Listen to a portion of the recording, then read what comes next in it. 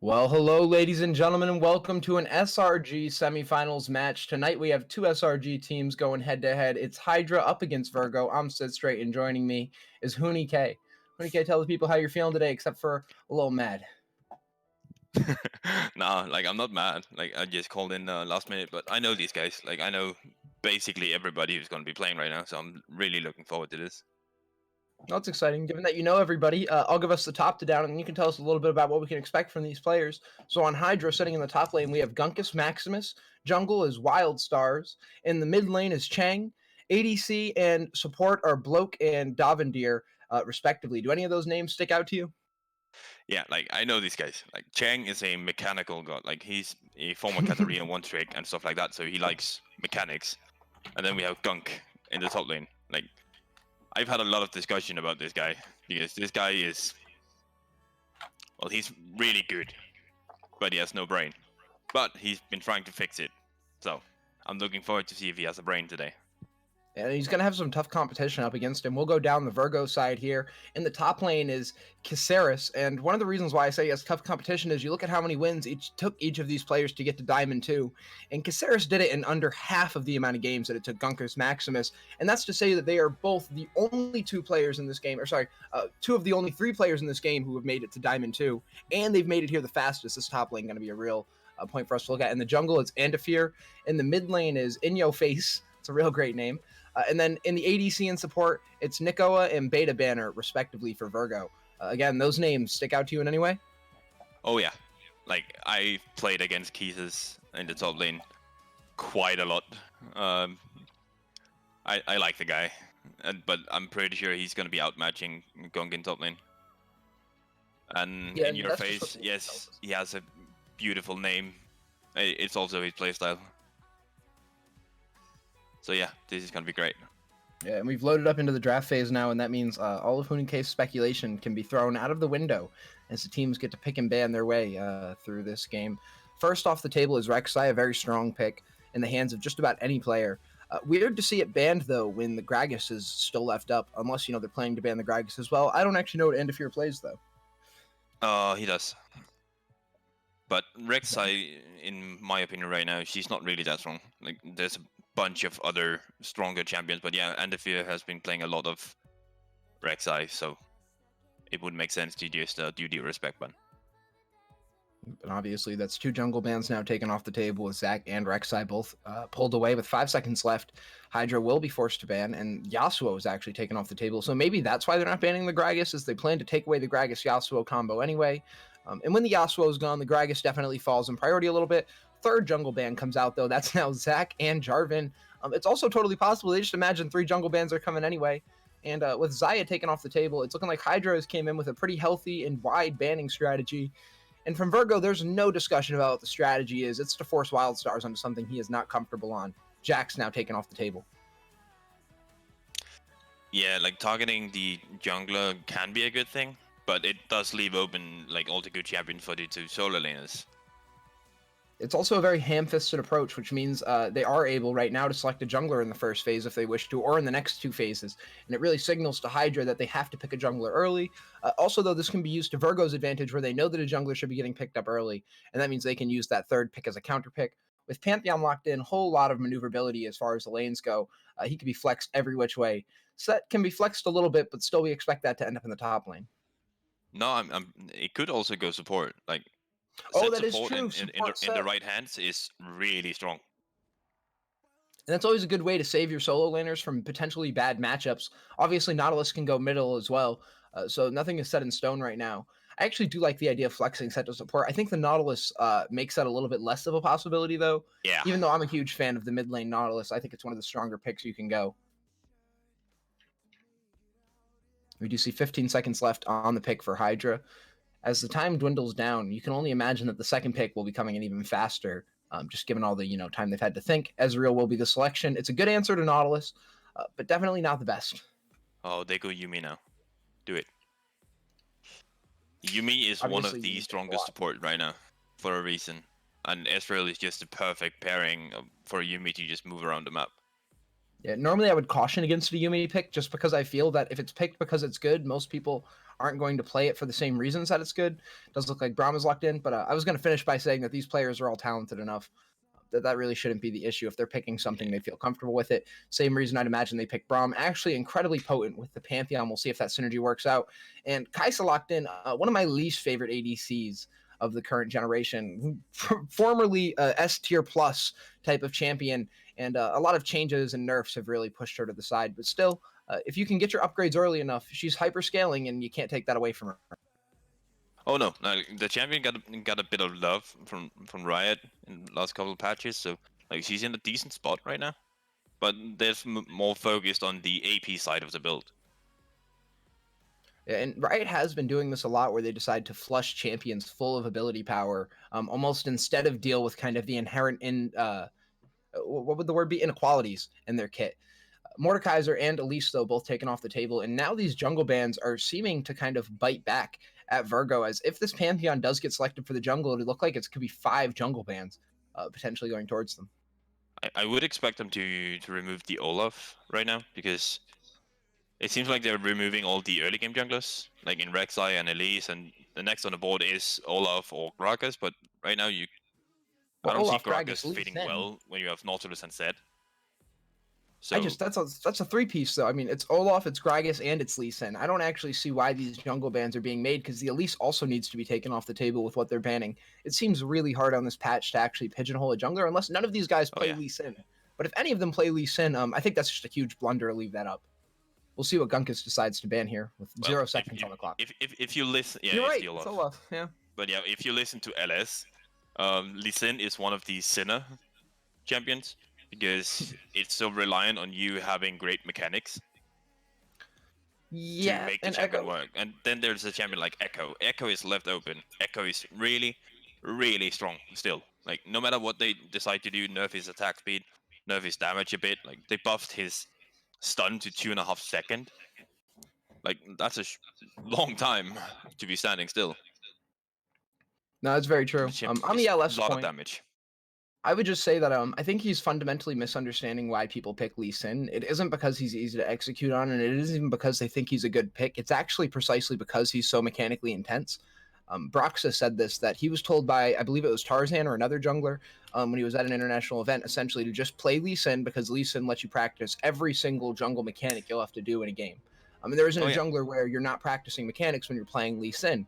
And because of that, Lee Sin becomes a premier pick simply because the players play it so much. So it's not so much that Lee Sin is, this is a mid lane Pantheon, by the way. Aatrox, yeah. And that makes a lot of sense too, right? When you pair the Braum with the Sejuani, it means you get to stack a whole lot of stuns. The other thing that they've done here, which is really interesting, is they've actually locked in the Pantheon and the Aatrox, who are both melee champions, which means the only person here who isn't going to be proccing Sejuani stun with Braum is Ezreal. And that's just a very potent combo to go with. The only real issue is they don't actually have any long-range skill shots to pick people out. So they are entirely reliant on Pantheon point and click or the Aatrox kind of flash to be able to get in there. Something that I don't know if Hydra was really considering when they locked in this composition. I mean, they do have Sejuani as well, but right now they have 2 kind of losing lanes because Fiora beats Aatrox 1v1. So I'm guessing Sejuani is going to be looking to help out the Aatrox in the early game, because if Aatrox gets ahead, then the matchup turns into Aatrox favored. And then we have mid lane, like set into Pantheon with an Echo. That's not gonna spell fun for Pantheon at all. And bot lane, we can basically just ignore it as an Ezreal Braum. They're not gonna be fighting. So a lot of stuff is gonna be happening top side this game, that's for sure. It's odd to say that we can ignore the bot lane, though.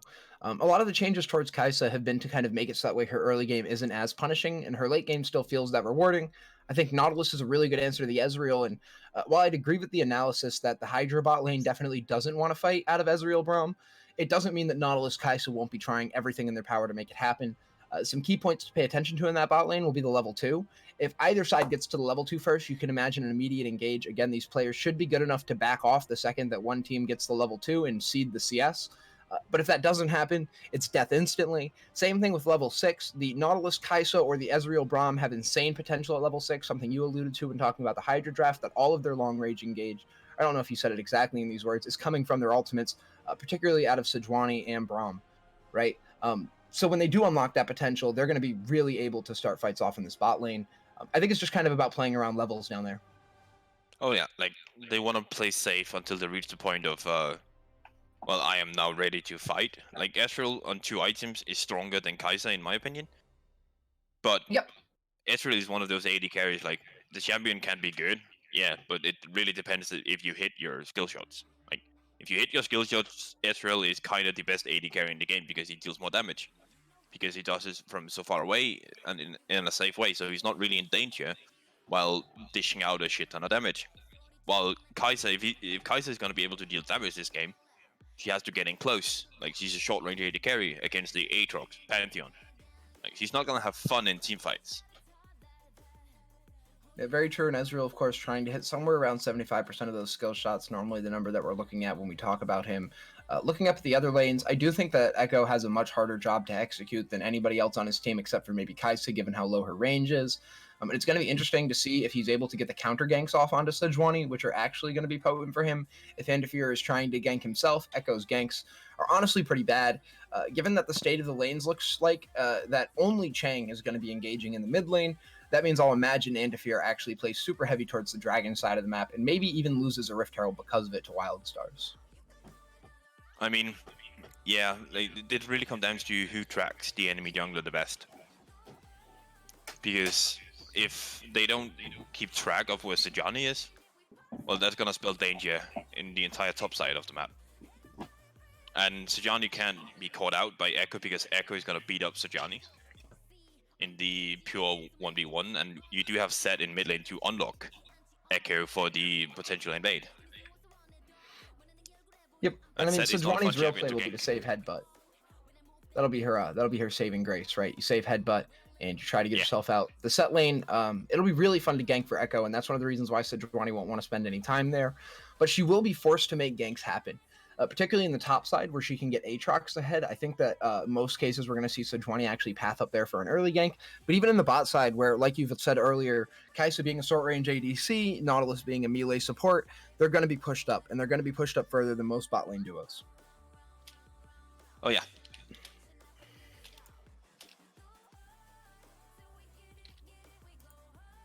So we do see everything begin to load in, and we'll get a little bit of a clearer picture of what this game actually looks like once we see keystones and we actually get to watch the first couple minutes.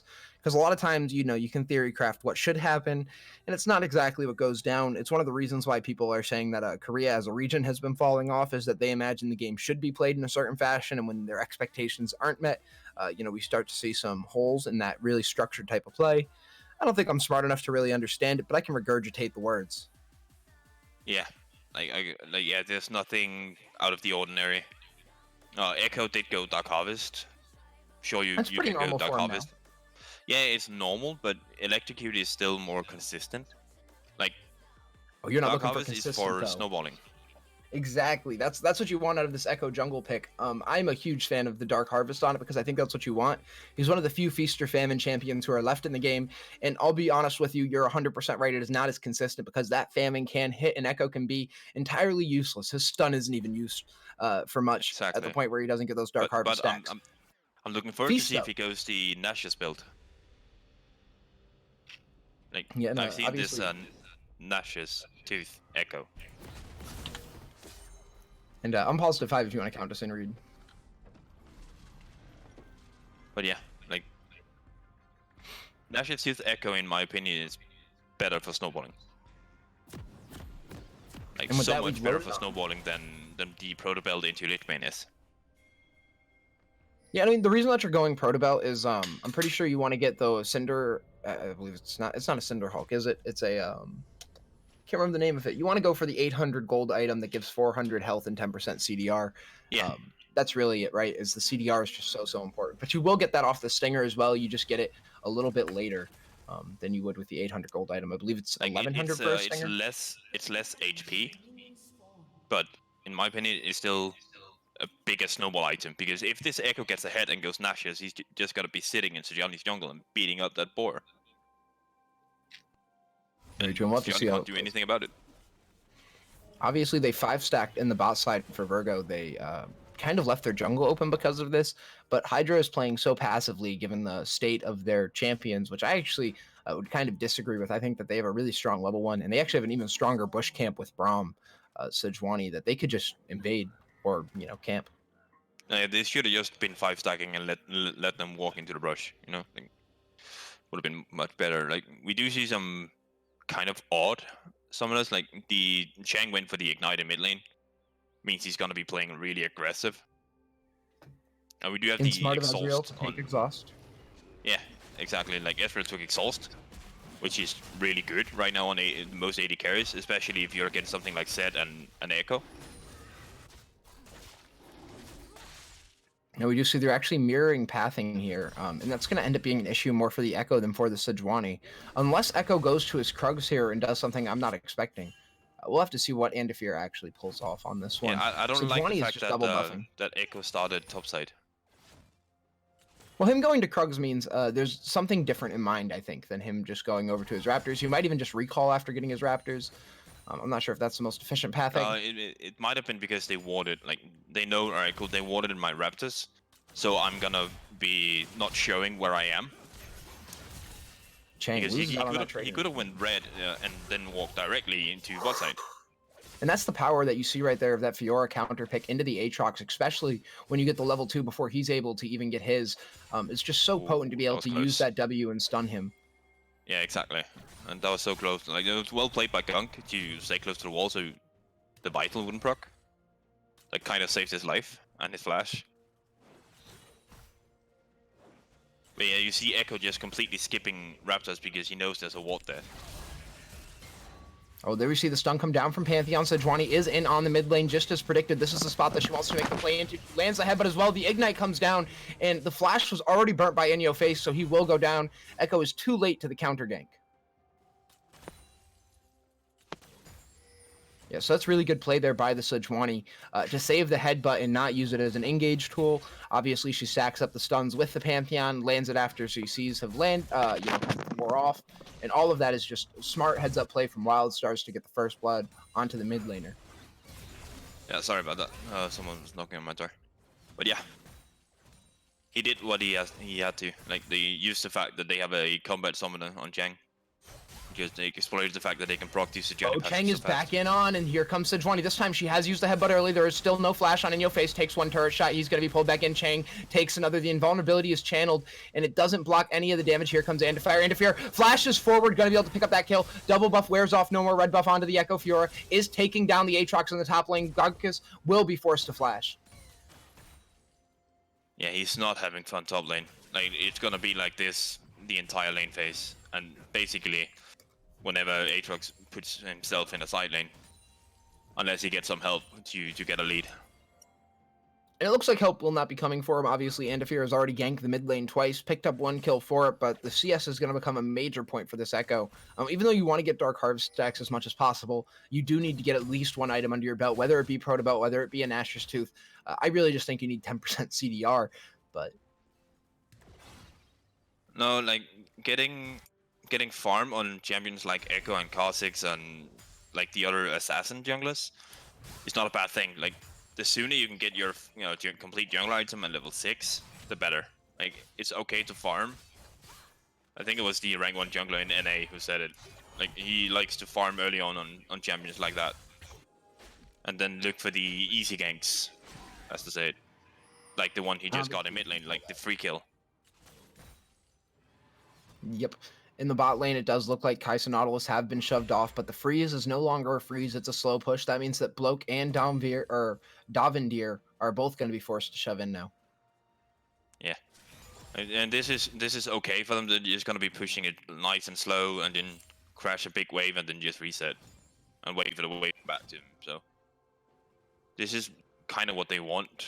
They just want to sit and chill and scale and wait for items. Yeah, and as you can tell, they've actually shoved in right now as Andafir is towards the bot side, and he has no more camps to clear a Scuttle Crab to pick up. So this works, two ways. One, it means he doesn't have priority for the Scuttle Crab, but it also means that there's gank potential in the bot lane. We'll have to see if he picks up on that. They might just push that wave and completely back off.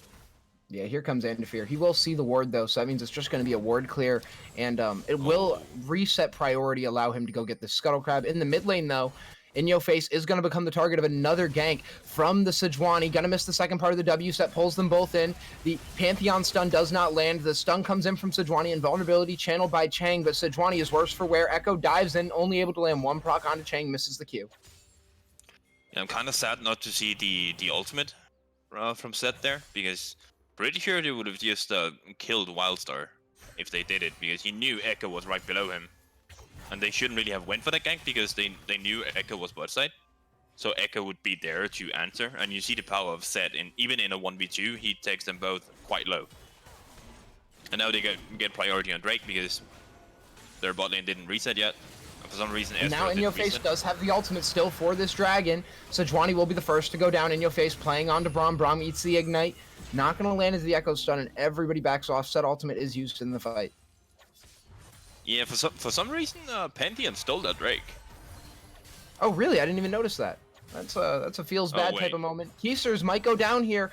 Yeah, so once Aatrox gets this level 6, he unlocks a whole bunch of healing potential, and it's going to be up to Fiora to buy an Executioner's Calling to deal with that. If she refuses to buy that item, this lane will swap. Oh, yeah. For sure.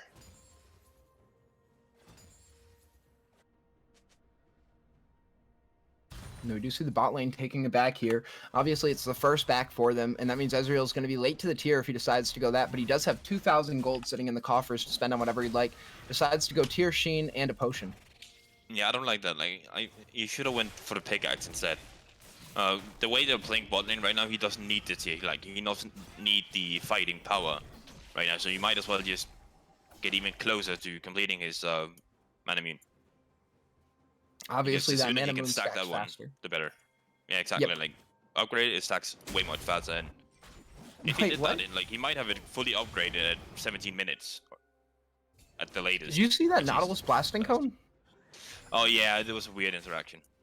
Yeah, I don't know what happened. Weird interaction glitch, whichever way you'd like to call it. If this was an official Riot stream, we'd have to call it an interaction. Oh, spectator bug, of course. That's what we have to call it. Yeah. As Gluteus Maximus is ran down here in the top side again. So Keys does have a whole lot of healing himself, and I think that's the decision he's made to try and counter the Aatrox. Aatrox is fighting inside of a minion wave, so Sejuani's going to join, so now Keysters will be going down. The question is, what does he blow while it happens? Does get stunned, and last hit by Gunkus Maximus. Good play there by Wildstars to give the kill over to his top laner, now heading towards the Rift Tower.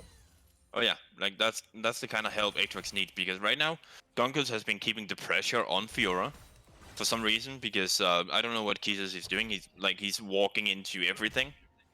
I don't like it. He's better than this. So he shouldn't be just walking randomly into it. Like, but once he gets his blade, which it seems like he's building towards, I think. I'm hoping. If the second he gets blade, the lane is just over. Which blade? Unless he walks into everything. Of the Rune King? What? Yeah. Blade of the Rune King? I'm just trying to understand, because I haven't played Fiora since, I mean, she used to always build, what, Tiamat? And then you'd build Ravenous Hunter if you're super ahead. If not, you go into a Trinity Force. Oh yeah, I understand, that is still a build you can go. Pantheon does come in, and it's going to force a flash on out of the Kai'Sa, but nothing else happens. Still, definitely, I don't know. I am trying to understand the build. I thought she was electing to go lifesteal into the Aatrox to try to match his lifestealing potential with Conqueror and with a Vampiric Scepter. Oh yeah, that's why Blade of the Rune King. Yeah, but it just gives you so much more fighting power and healing, because it's a good buy. The passive of Blade of the Rune King procs on your Q as well. Yep. So you get a lot of extra physical, like 80 extra damage. Sure, now he has some armor, so it might be like 60. But and that's her still quickest 60 combo is extra going to deal damage. 3 procs as well. It's also magic damage, something that Fiora lacks, right? Because she deals so much physical. I think all of that could end up being pretty beneficial. No, I was just trying to understand it, because I really thought the Executioner calling in a Tiamat would be what kind of gave her this lane regardless. And I thought this was just a different strategy. If you go that, you don't really have to sustain to fight him, you know? Like, he has a lot of healing, makes perfect and sense. You have a lot of healing. Just look at how he's being bullied out of lane right now. Like, he's taking a beating for no reason. And a lot of that too is the Caulfield Hammer plus the Ninja Tabbies that Gunkus has. So he has the reduction and the 10% CDR. You hear me say it a million times. CDR is awesome. Wildstar is up here in the top lane, going to land the W first.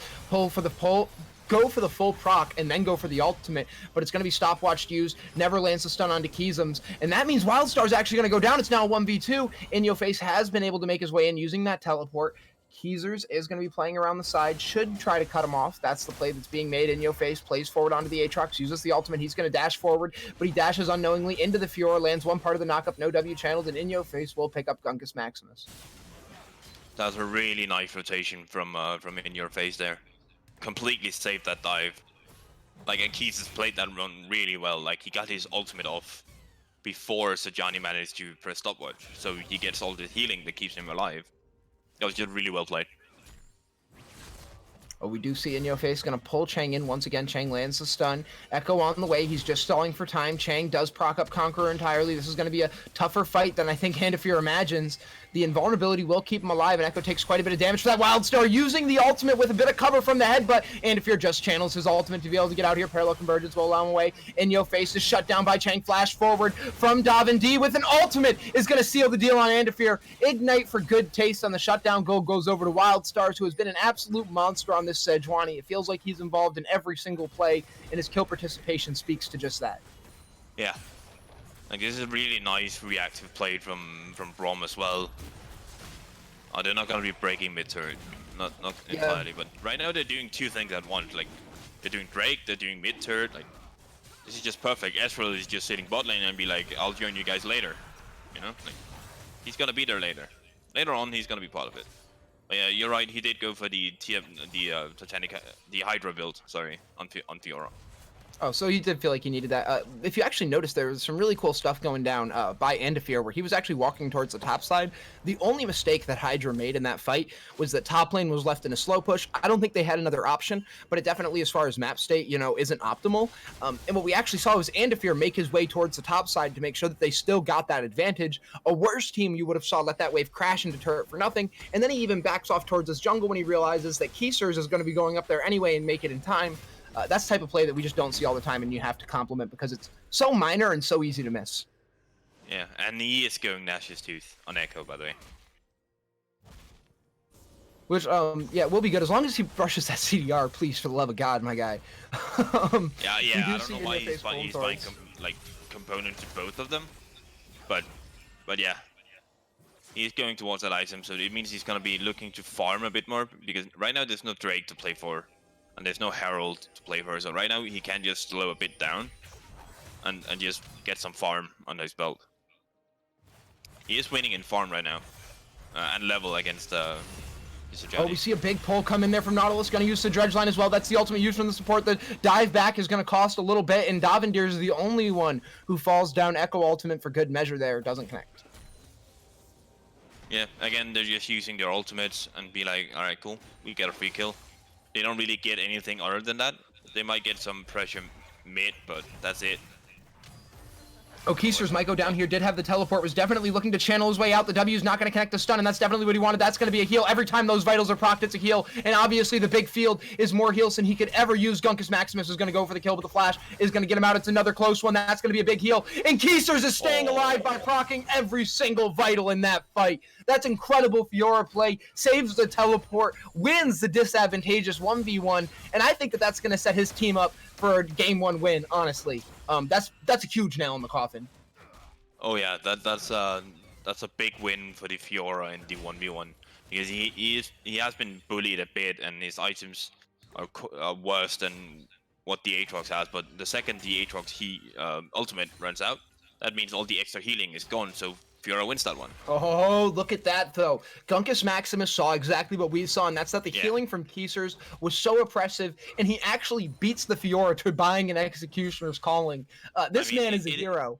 It is better to buy on Aatrox, because all Fiora wants is getting her items so she can match the healing from Aatrox.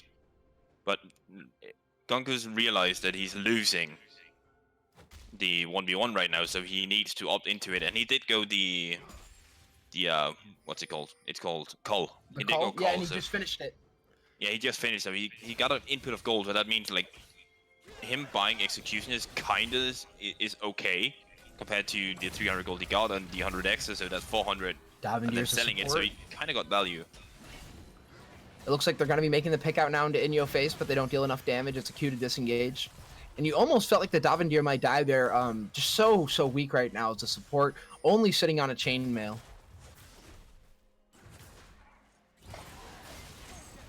And that's going to be another pull. Echo's going to dive in this time, but it's a good dash out from Gunkus. He's half health, but at least it's alive. Wait, no, now he's go. Okay, so now he decides to go into Proto Build, but has a Dagger just laying around. So yeah, he definitely just thinks that he needs the lifesteal. I think he will be ending up building this Gnasher's Tooth, but he's gonna do the top tier thing where he gets his full Proto Belt, gets that CDR, and then he's gonna build into the Stinger. But he actually built the first part. He built the Revolver and not the CDR component. So I don't think he's as concerned as I am about spamming some Yeah, or but spamming regular. he's gonna overcap on CDR if he does that. Will he with the Gnashers and Proto Belt? Yeah, Nash's is 20%. And then Proto Belt, then he can't get Hourglass. And Hourglass is such an important item on Echo, especially against Oh yeah, that's fair, because then you're also going to have the 10% on your item. Yeah, no, he will overcap. I mean, unless the boy's taking Transcendence and doing some strats we haven't seen yet. I just checked. While we move away from the builds, though, we see 4 members are moving down towards this dragon here. Hydra has their sights set onto it. Obviously, they've already picked out the first 2, and that means that they're 2 away from Soul Point. The Bush Camp, though, this is looking like Fnatic, and I love it. Hell yeah. You gotta love a good, let's they're going to win the right side of the map. You see this, right? They've just won the red side of the map. Virgo has no idea about it, and they're going to pounce in. I don't even think that they're waiting for somebody to face check. I think they just want to win the advantageous fight here. Wildstars is over the wall, throws out the W. That's going to connect a little bit. They're playing for the Nautilus first. I think that this might be the mistake. Braum ultimate only connects onto one. Sejuani's onto the back line, though. That's a great play. That forces Beta Beamer to play the peel on the back end. Good plays from the Nautilus as well. Sejuani uses the flash out. Kai'Sa dives in on the back end. Aatrox is going to go down set. Uses the punch to try and disengage. Chang is now full on running away. Keisers is 1 away from being stunned, but uses that W at the optimal time. Shutdown goes down onto the Echo. Big Q's coming out from the Ezreal, who's looking to use a phase shift, but he's already eating up so much damage from the Kai'Sa. Braum saves him with a Guardian. That's absolutely incredible. In-Yo face throws out another punch. That's going to pick out Float, give him the shield to stay alive, and they're going to trounce on back towards the dragon. Virgo wins a disadvantageous fight where all of the knowledge was in Hydra's favor. Yeah, they played that one really, really badly. Like, Sejuani decides to go out of the brush and then randomly just throw out W. I don't know why. That was the W was a big mistake, but I think that the second mistake too, right, is that they focused Nautilus. I don't know what the other decision there would have been, but I mean, they can one-shot Nautilus if they change CC, but they didn't. So what would the change CC look like then? You have just walking up with Sejuani, and you have the Pantheon W. Like, you can just change CC, just use the Sejuani stun first, then throw on the Braum. Like, you can proc that instantly right after each other against a champion with Aftershock and no health. So I feel like they would have still had to have at least landed the auto attacks, and there still would have been the chance for disengage. Or for at least a fight. I'm not saying it was perfect going for Nautilus, but that is what they should have done. Okay. Like, Aatrox was miles away, not really close to the fight. The Aatrox definitely found his way into the fight at the least opportune time. Unfortunately, I wasn't able to watch his approach exactly, as he does now end up in a 1v1 against the mid laner In-Yo face, and In-Yo face is not enjoying having to fight Fiora's friend in the top side. Gunkus is trying to heal, uses the bush to break minion aggro. That's a smart play from him. In-Yo face follows, going to use the punch to pull him forward. It's a flash from both the mid laner and the top laner, but when all said and done, they disengage. Teleport up for Aatrox. Yeah, that was a messy fight. Not really using, like... Oh my god, that ultimate out of Sejuani is absolutely nasty. Nico uses an ultimate to shift back towards them, and that's going to cost the Braum his life. The ultimate was absolutely beautiful, threaded the needle, but there could be no follow-up to that play. And I mean, as excited as I get to see it, the team definitely is scolding him for that one. Oh, the hook comes from Nautilus onto the Ezreal. This is the real power you can make onto him. Unfortunately, the procs do not come in from Kai'Sa to make it happen. It will allow a second charge to come out of the Rift Hold. And that's actually an incredible smite coming out from Wildstars to save half of that turret HP. Cannon Wave approaching. They can play on this if they want to, but it looks like that the side of Virgo actually just chooses to full-on disengage. Yeah. Like that one turn, like they didn't use the fact that they had TP advantage. Like Aatrox was just had a bad fight against Set top lane, so he was recalled. So he did also have TP, but they don't match the TP from Fiora in that fight. So that's why the fight is just never gonna be in their favor because they're outnumbered. And you showed the ultimate was great. It hit Kai'Sa point blank, just curving past Nautilus, but there's no follow-up. Like you said, like there's no way they killed Kai'Sa there. And obviously a good ultimate there by Nico. One of the real reasons why I'm a hater of the current form of Kai'Sa is that her ultimate just no longer has that same get out of jail free card potential that it feels like it had patches ago. And just being able to use that is definitely a skill that you only see out of the best Kai'Sas. And I mean use that in a way to get out of situations. Any Kai'Sa can use it to get into a situation and feed. Oh yeah, for sure. Like everybody can be like, oh, I have my circle over there. I'm jumping way back there, but nah, like the good ones can just use it to dodge the important skill shots, like right next to them. Exactly. And I mean, it's honestly, it's so tough. I haven't played enough Kai'Sa games to really speak on it from a personal level, but I can tell you from watching Kai'Sas do it. I mean, it's twofold. It's tough to use it properly, but it's also tough to have that kind of mental fortitude to not just dive in on every kill that it feels like you can get and just play the assassin for your team. Because you know what? They really need your auto attacks. Unfortunately, you are an incredibly valuable member. Oh yeah, like they need the damage. Sure, they have plenty of damage in their comp overall. Like this Fiora is not really just side laning. This Fiora is joining every fight. And that means the second Fiora is standing between Ezreal, Braum, and the rest of the team. Well, they have to run away. Yeah, and obviously Fiora has picked up the Executioner calling by this point. The other thing, which may not seem as important to you, but definitely seems as important to me, someone who's played quite a bit of Fiora, is that Phage. It meant a lot when the Aatrox picked it up, but it means even more now that Fiora has it. That's going to allow her to chase down any potential kill. As long as she is outscaling her opponents, she is winning the chase. And I cannot put an emphasis on how important it is to be able to outrun your opponents, either, you know, in the direction towards your base or towards theirs. The Phage is helpful. Yeah, that's why I miss the old Nimbus Cloak, because that just made Fiora even more obnoxious. You know, just also, her Fiora ulting you, and then she's just gonna be running around you like 5 times. Yeah, she's gonna be running around you 5 times before, well, you do anything, really. Yeah, another thing we might actually see Fiora use this game that you don't get to see every single time is the ultimate to run away, because it actually does give you movement speed. So Fioras can use their ultimate to get out of situations just as much as they get in. Echo gonna use that Proto Belt to try to dive in, but it's gonna force a shift out of the Ezreal. Yeah, that is the power of the Proto Build on Echo. It's not for the extra damage, it's for the extra bit of gap close.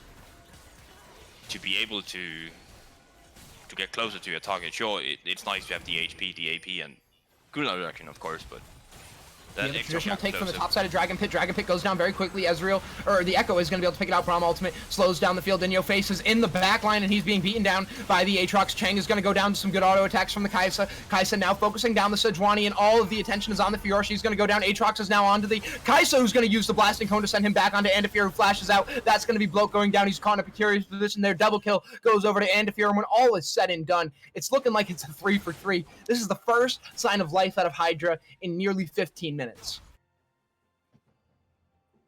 Yeah, that was a good fight, but it was split on 2 fronts, because In Your Face just decided to pull the Aatrox out of the fight early on, which is okay. It made them win the fight. So he did the right thing, pulling the Aatrox away from the entire fight. And then they have to, of course, flash away and stuff like that when Aatrox decides to, well, come back in the fight. I think the most telling stat line right now is this 2-0-6 coming out of Nico. Just being this type of unkillable ADC really puts a target on your back, but it also lets the other team know that it's really going to be a challenge to get onto you. I think Nico is playing this champion to one of the highest capabilities I've seen in Kai'Sa in recent memory, and it's something that Hydra really needs to start talking about in their comms if they want a chance of pulling away this game 1, because Nico's not going to stop. This doesn't get easier. This gets harder. Every single minute, every single item, every level, all of that. It just makes Kai'Sa a more difficult champion to deal with by the minute. I agree. Oh, have you noticed what Block is building right now in Ezreal? I haven't. Oh, he's going for the Leandries. Now you can explain what this one means, because blue build Ezreal is actually super bolstered. Well, this is something that LS has also been talking a lot about. It's the blue build Ezreal with a Leandries. Oh, is he gonna die? Oh, that smite's actually gonna be what seals Bloke's fate. Yeah, and we saw that was just absolutely good play. Kaisa does pick out the kill there, but Echo would have had it all his own. Keys is now just beating down the Aatrox, chasing him under tower, absolutely no fear. And we see just how quickly the Fiora heals up with all of that reduction. Eyes are set onto the Baron. But yes, LS has said to go Leandries. Essentially, any champion who builds Leandries has the highest damage in the game because Ezreal can already hold on to that Manicure, and he can build it. It makes a lot of sense. We see the Sejuani, though, is going to die here without any doubt in my mind, and that's going to be such a problem when the jungler goes down. Set is forced to use the punch to secure it. He's now on to Chang on the other side of the fight. Aatrox is frontlining onto two of them, and he's going to be stunned up. Throwing down as many of those Qs as he can, but he's unable to heal up the damage that's required in your face. I believe he forces out flashes there, actually, in the 1v2. That's really, really good from him. Even takes the blue buff. And Hydra will now be 100% taking this Baron or Virgo. Oh, yeah. Like, Zed has Blade, and he was against 2 melee champions in that fight. Like, sure, he kills this Sejuani by just ulting, but Pantheon can't fight at all against Zed at this point. Like, there's no way. This game is Virgo's to win.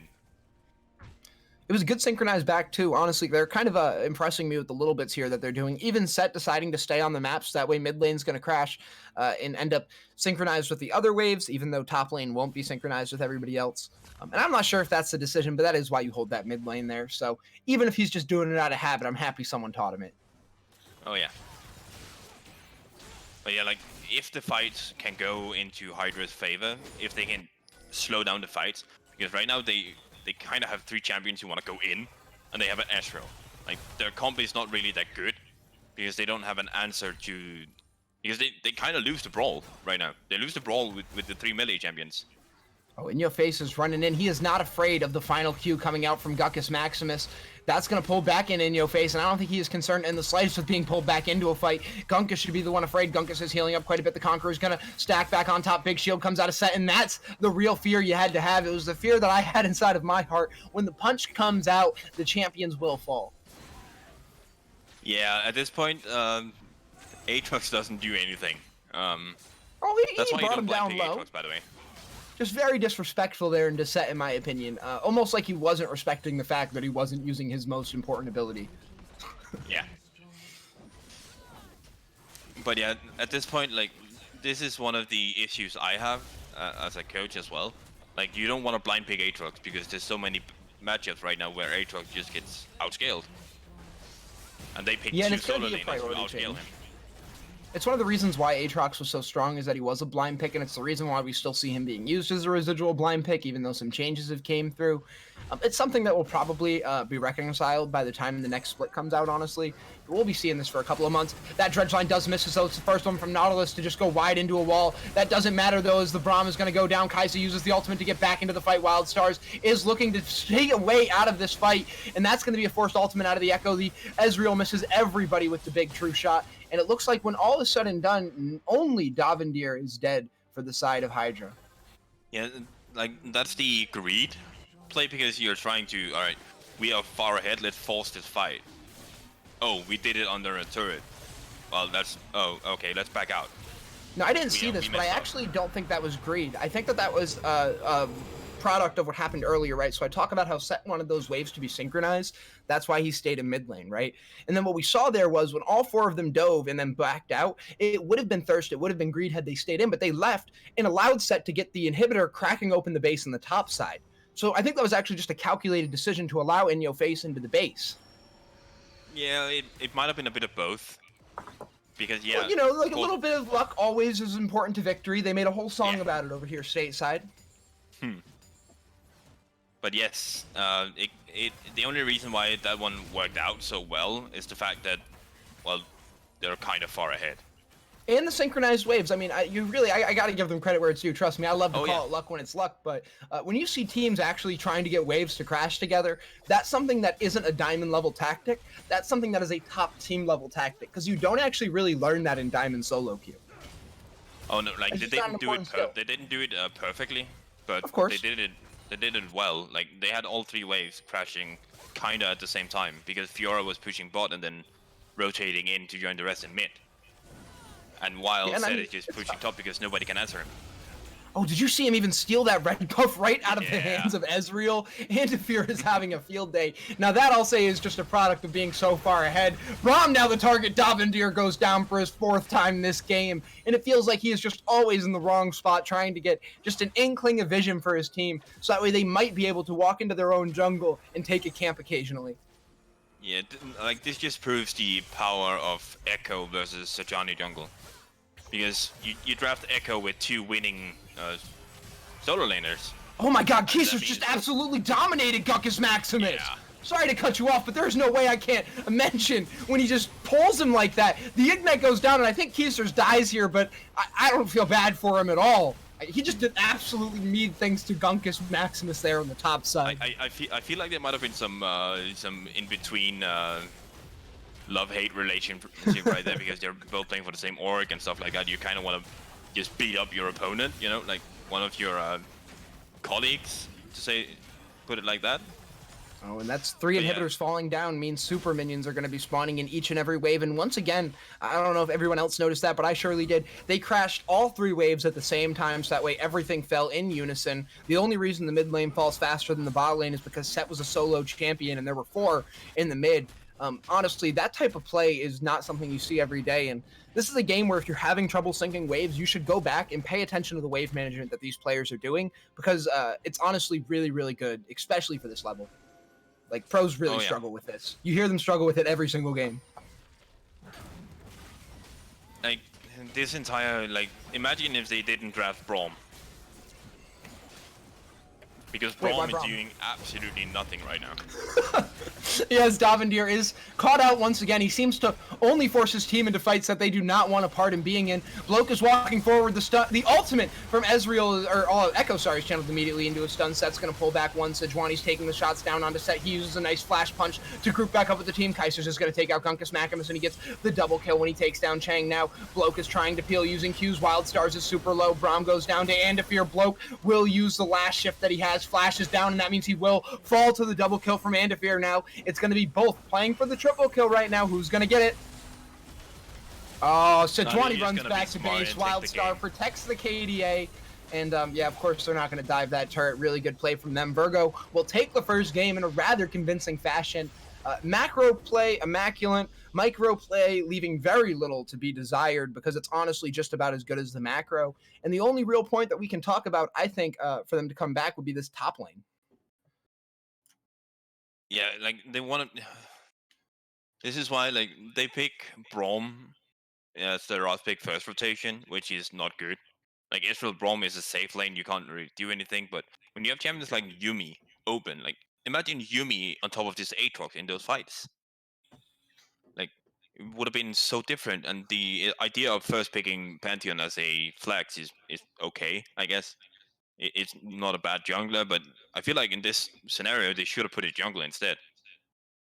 Yeah, I'm not so sure if the problem is with the Braum pick per se, or if the problem is with the way that it was utilized in this game. I think that the major problem is that they didn't have any long-range CC, so they were always forced into melee range against a Kai'Sa. That's something I tried to point out during the drafting phase that was going to cost them. I still think Sejuani Braum is a very potent combo. I think pairing it with the, kind of Pantheon and Aatrox is very strong as well. I don't know. I would actually say the Ezreal ends up being the problem here. Not so much even that Bloke's play was, but that Ascena might have been better. Something that does have the ability just to catch people out imagine and having a different bot lane with this. Like, they could have went for the mage bot lane. Like, they could have went for Syndra or something. Syndra would have been incredible as well. Yep. Yeah, Syndra would have been amazing, because Syndra beats up Kai'Sa during the entire lane phase. No matter what support you put with it, Syndra just beats up Kai'Sa, because Kai'Sa cannot play the game. And obviously that's something they'll be thinking about going into game 2, because I don't think that the composition's broken. I think that it's simply missing some type of long-range engage tool. They're entirely dependent on Braum and Nautilus ultimates, or sorry, not Braum and Nautilus, Braum and Sejuani ultimates to make anything happen. And as we saw, those are only picking out one member. Obviously, Sejuani can only pick out one member now. They've kind of done away with that. But in the current state of the game, if I have to give an MVP, it goes straight over to Nico, who played this Kai'Sa better than any Kai'Sa I think I have seen in recent memory. And I'll keep on saying it because it's true, but we got Shane's stats. Are you ready? Yeah, bring it. All right, so we only got one Shame stat, and that's damage to turrets. There are 3 champions who did not find time to damage a turret in this game, and they are all from the side of Hydra. So it's up to you to guess which 2 members did deal damage to turrets. Right? We're thinking the Oh, positive yeah, aspect. that's Aatrox and Neutral. So that's actually a pretty good guess. The Aatrox 100% dealt damage to turrets. He's actually dealing the most on his team, and we kind of know that just by, turret platings. But it's actually not Ezreal. Ezreal deals 0 damage to turrets. So Really? does Braum, and so does Sejuani. It's Chang who finds his way onto a turret, actually, leading Damn. his team in gold and able to hit the turrets. So even though this game may not speak so highly of Chang, in terms of commentary or post-game comments, statistically, Chang was the best member on his team. In every single category. We're talking kills, we're talking least deaths, most gold. The only thing I think he's down on might be damage to champions, but let me take a quick look. Yeah, so damage to I'm pretty champions sure is the only Aatrox statistical does category most. he Yeah. falls back on. But outside of that, I mean, this dude is genuinely putting in some of the most work for his team. Yeah, imagine him on a different champion, like a more late game champion instead of a early game champion, and not really doing anything because he can't run bot lane because they have no way of engaging bot. And I think with all that said, we're going to be kicking it over to a break, getting game 2 loaded as quickly as possible, and hopefully game 3 following it. Stick around. SRG will be right back.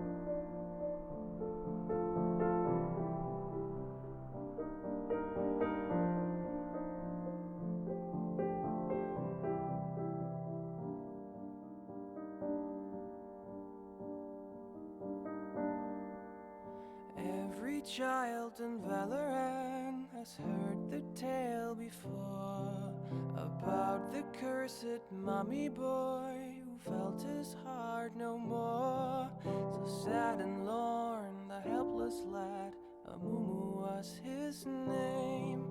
He ventured out to find a friend and learn about his bane.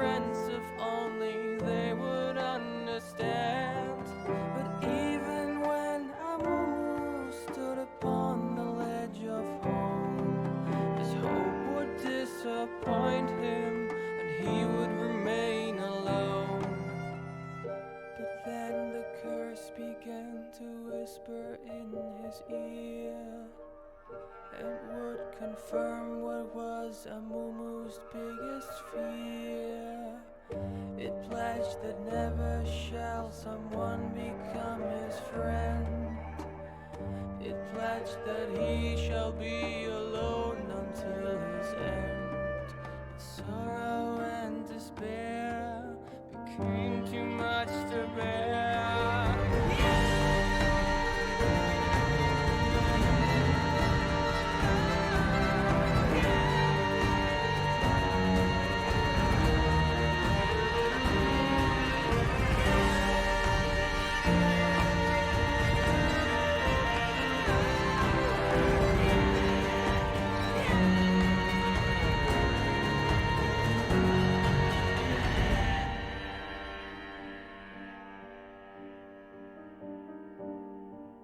The moment when Amumu realized what he had done, too late it was for him, for them, the evil curse had won. The anger and the anguish overwhelmed his fragile soul and caused a wicked tantrum that he never could control.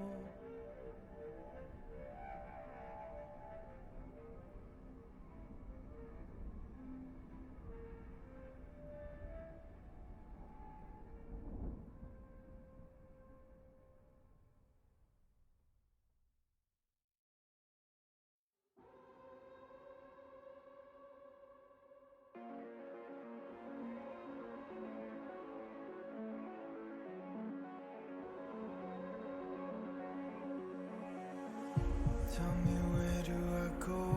Tell me, where do I take us? Your heart is starting to slow. May the water be safe.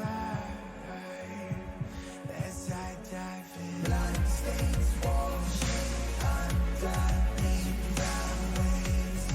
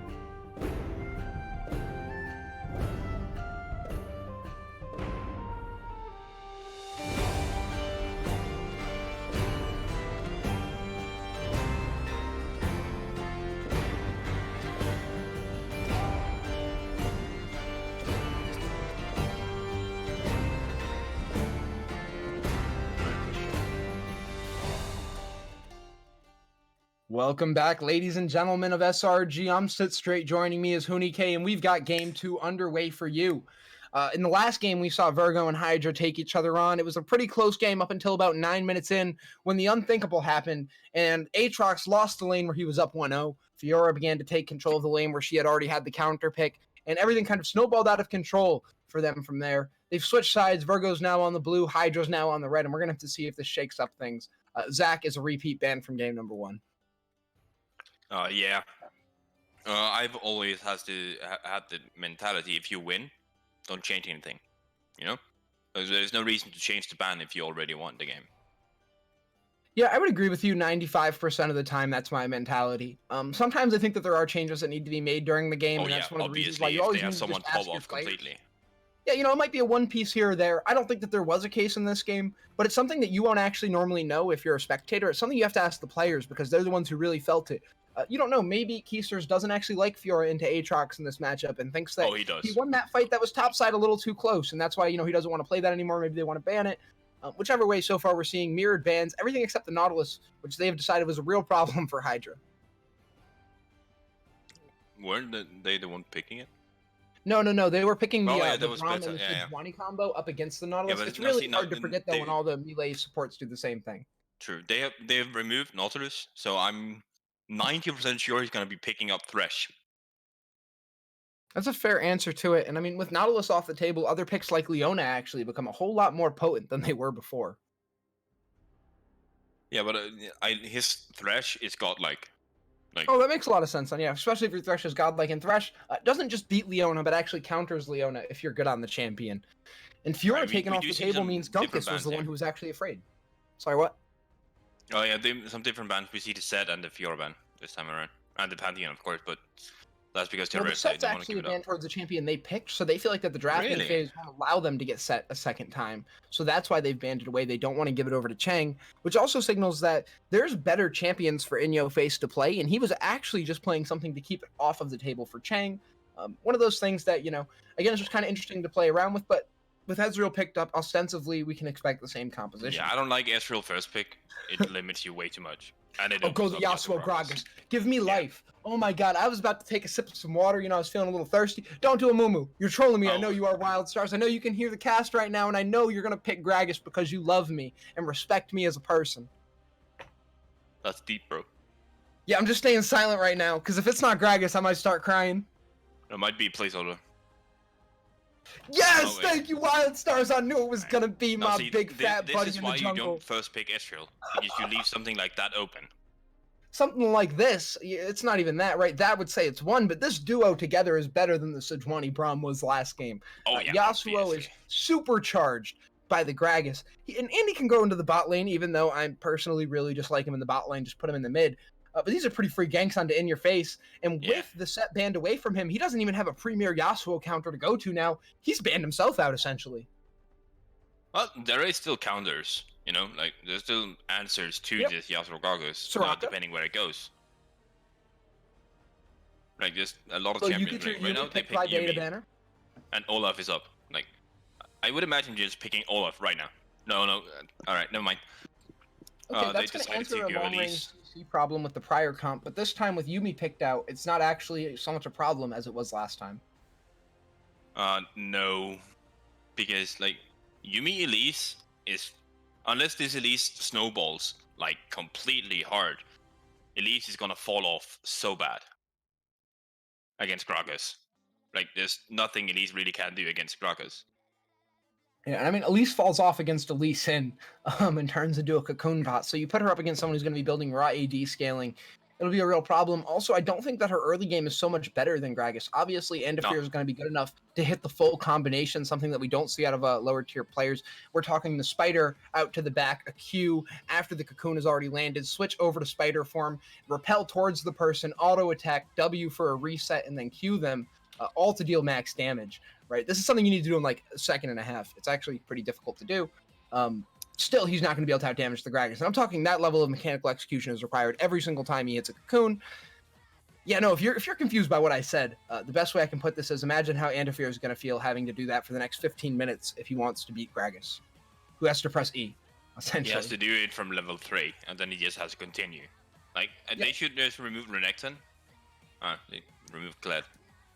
Kled is strong. I don't know if he's stronger than Renekton. It's kind of hard to say. He definitely beats Renekton at least. Not with Blade. Like Blade just changes so many matchups in top lane. So we could explain that when the pause comes out, because that's something I'd actually be really interested in hearing. I haven't, talked too much about the Blade of the Rune King changes. As Thresh is banned off the table, definitely what you were expecting to be picked out here would have been really good. That's because Thresh Varus is a really, really strong bot lane. Oh yeah, trust me, I play that one a whole lot myself. If I'm ever picking Varus and someone asks me which support I'd like, I say Thresh if you play it. Because the if you played is really big. Bad Thresh is so bad. In this case, it would have been incredible. Leona looks to be the pick. Maybe Bard as well. The poke would be nice, but... Alright, this might be poke Varus. It would make sense. You're thinking lethality when you say poke Varus, right? Yeah. Yeah, that's the strongest build of Varus right now. If you look, the only people who are actually still playing lethal tempo are pro players. Most people are actually going Comet and lethality. Or sorry, when I say not pro players, it's the one trick. So the people who've been playing Varus for years are still playing proper.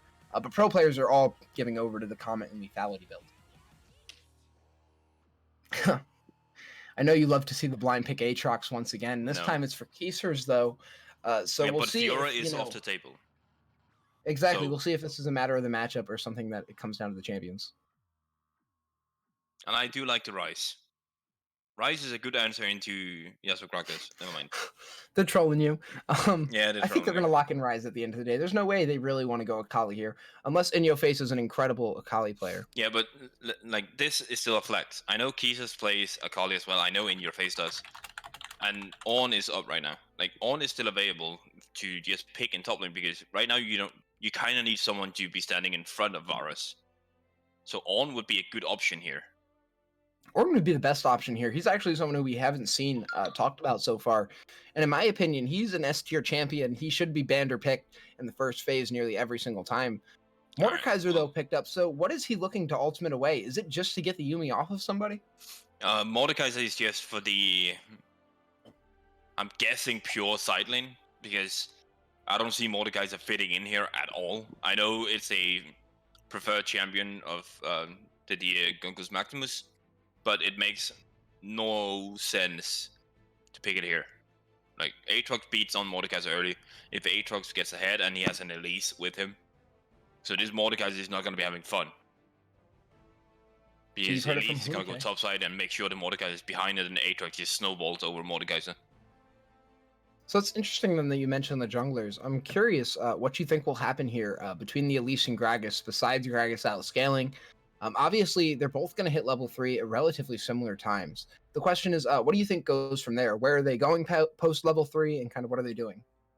Like, Wildstar has to, in my opinion, he has to start bot side because he has to protect his Mordekaiser.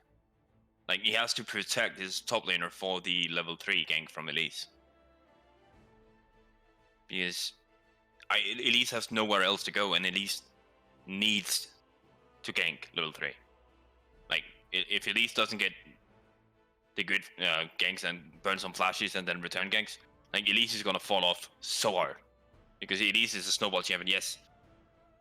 If Elise snowballs, yeah, Elise becomes a monster. Because her scaling on items is so hard. Like, her damage output from every single item is higher than Gragas is. Because her burst is higher. So yeah, she needs to make stuff happen in the first 12 minutes of this game, otherwise she's going to be useless. Again, that's that ridiculous slew of letters you heard me spew earlier in the drafting phase, what Elise is going to be looking to do if she doesn't even want to land that damage with the amount of items she'd need. I apologize. I've even seen her pick out Roa in cases if she gets far enough ahead, because the health with the ability power just scales so well with her. It is still 100 AP you get from Roa, so it's not a bad item. And it's only 2600, so it's not expensive at all. It costs the same as Proto Belt, so. It just requires you to be ahead, though, right? Because you do need to finish the jungle item first. Yeah, exactly. Like, if Elise snowballs, then yeah. It's the same with Nidalee. Like, a lot of people used to do it on Nidalee as well. Because Nidalee is she has a high damage output in her kit alone, so she doesn't really rely on stuff like Rabadon and stuff like that, because her damage output is really high. So yeah, building something like Roa on Elise as well could work if gets far enough ahead, be it But this time around, I don't like Virgo's draft. They don't really have anything per se. Like, bot lane's never gonna have prio. Varus bot is gonna be snowballing that lane. Yasuo beats on Akali early on, especially when you have Gragas and bot who's gonna be roaming. Because Varus is not really in any danger against Ethereal Yumi. Very fair. So we were talking about the Bork changes earlier, and you said that you wanted to kind of explain how yeah. the Bork Sorry. impacts the top lane. They buffed it by 4% on melee champions. From 8 to 12%. Yes. So it's 12% maximum damage per basic attack. So they removed Spirit of Sojourn from champions like Renekton, who relied on it so much. And Blade of the Ruin King just made Renekton, Jax, Irelia, Zed for that matter, like, you have to buy that item first, because once you get that item, your damage output is just so goddamn insane. Especially on a champion like Renekton. Like, he has W, that's 3 basic attacks right there. That's basically 200 extra damage by just pressing W. Something we hear you talk about a lot there is damage, and it's something I think people at home should be paying attention to. The damage output from these champions is actually absolutely ridiculous. There is nobody in this game who will be, safe from buying ability power or attack damage. I'm pretty sure every single person on this map is going to have some bit of damage in their kit. Oh yeah, and that's not what you see every game. This is not a casual tank game. Like, this is gonna be full out who gets more damage faster than the other one. Yeah, and I mean, it's really important to pay attention to this. Obviously, Conqueror showing up on 5 champions is going to be another point of conflict. Ezreal taking Conqueror as well here. We're going to see how this plays in Nico's hands. The only thing that we really have seen change is something that production actually called out for us, was Reed. When I was giving my analysis on Varus, I was saying that he normally goes Common and Lethality, or he goes the old school build with Lethal Tempo, something that a lot of Varus do, and even I actually do when I play Varus because I've played him so long, but I like the Lethality build, is they go the Lethal Tempo, but they build Lethality with it. And that's going to allow them kind of... He's not going to go he's not going to go Lethality this game. He's going on hit Varus. You don't think so? With the comp. No, with the comp in general, like, they don't really have any consistent damage, you know? Like, there's not consistent damage. So they need consistent damage. Yeah, it's fair. So we'll see if, Bloke ends up going with kind of the trendy build, or the build which might fit best with his composition. The only other real things that we can note are that the Ignite on Bard signals Davendir is really going to be looking to play aggressive on this. If he is a good Bard, he is nothing short of oppressive in the lane. Good thing to benefit is that there's going to be a heal on the Yumi, but still, with only one champion for him to kind of poke down, being the Ezreal, I don't think it's going to change just how oppressive he can be. I don't see the need to go Ignite on Yumi in this scenario. He could have just went Exhaust and heal, and then Ezreal go the barrier, or a second Exhaust for that matter.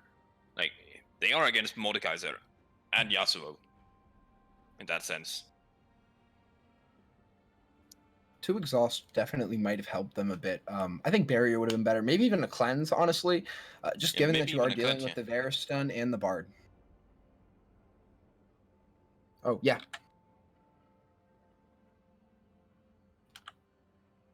Mm-hmm. Yeah.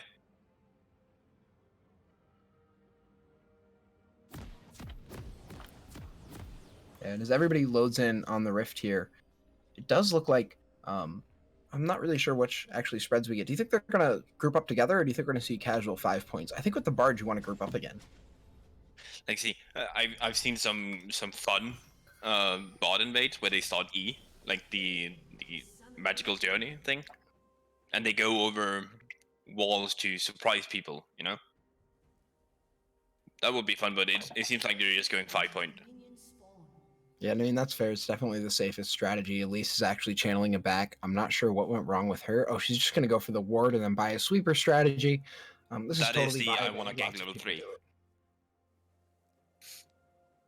So with the level 3 gank definitely being in mind, then it means she's going to look to take 3 camps, only 1 buff, that buff being the red buff, and she's going to finish towards the top side of the map. Unless she goes for the red to Krugs to Raptors, which again, I'm just not the biggest fan go of. red, blue, big scuttle. Big golem thing. I can't remember the name of it. But won't that only give her level 2? No, the frog. No, they buff the XP on frog. Oh, so the So, frog will give you level 3 if you go double double buff. buff? Frog Oh. gives you 3. Okay, see, I didn't know that. This is why I asked the questions. Be really excited to see her get the level 3 off of such an easy route. That's actually such an odd buff to me.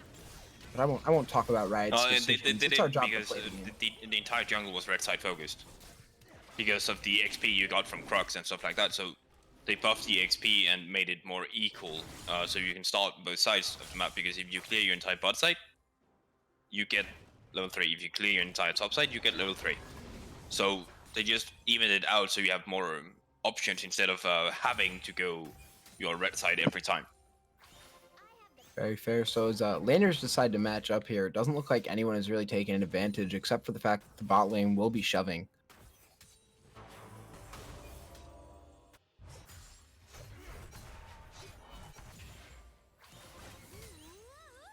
Yeah, not a lot is gonna be happening.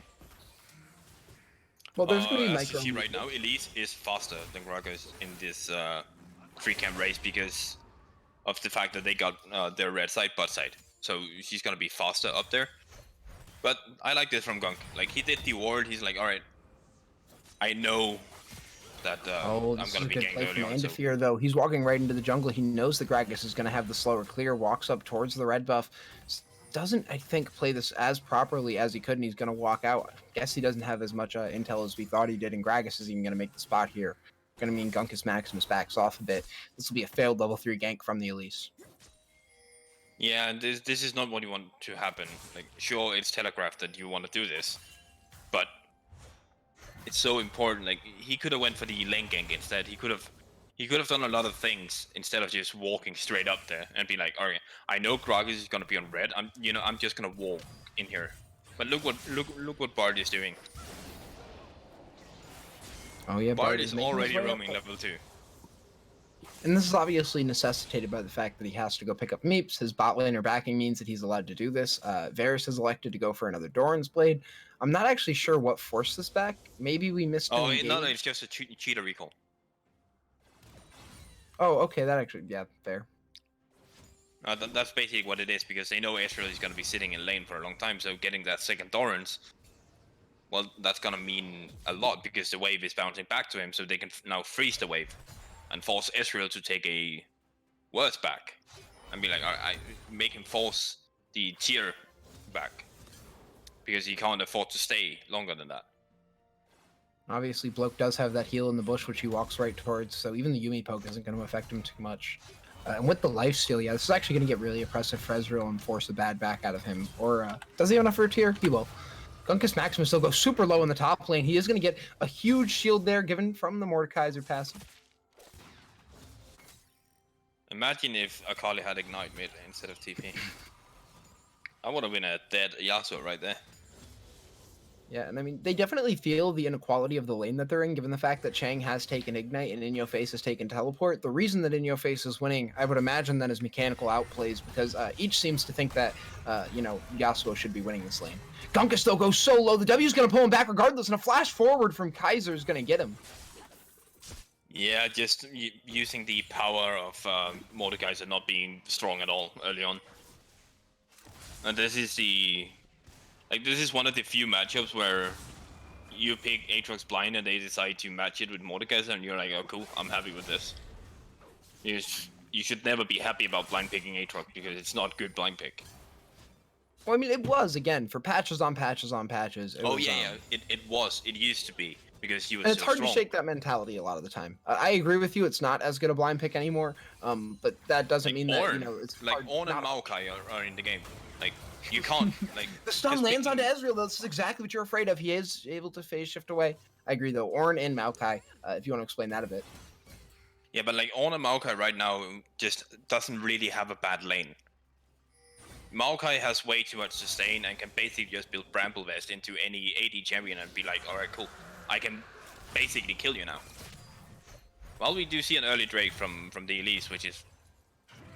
that's okay, she needs to do something. Yeah, Getting the early early driving, Drake is fine, that means that they can now do the swap for Herald.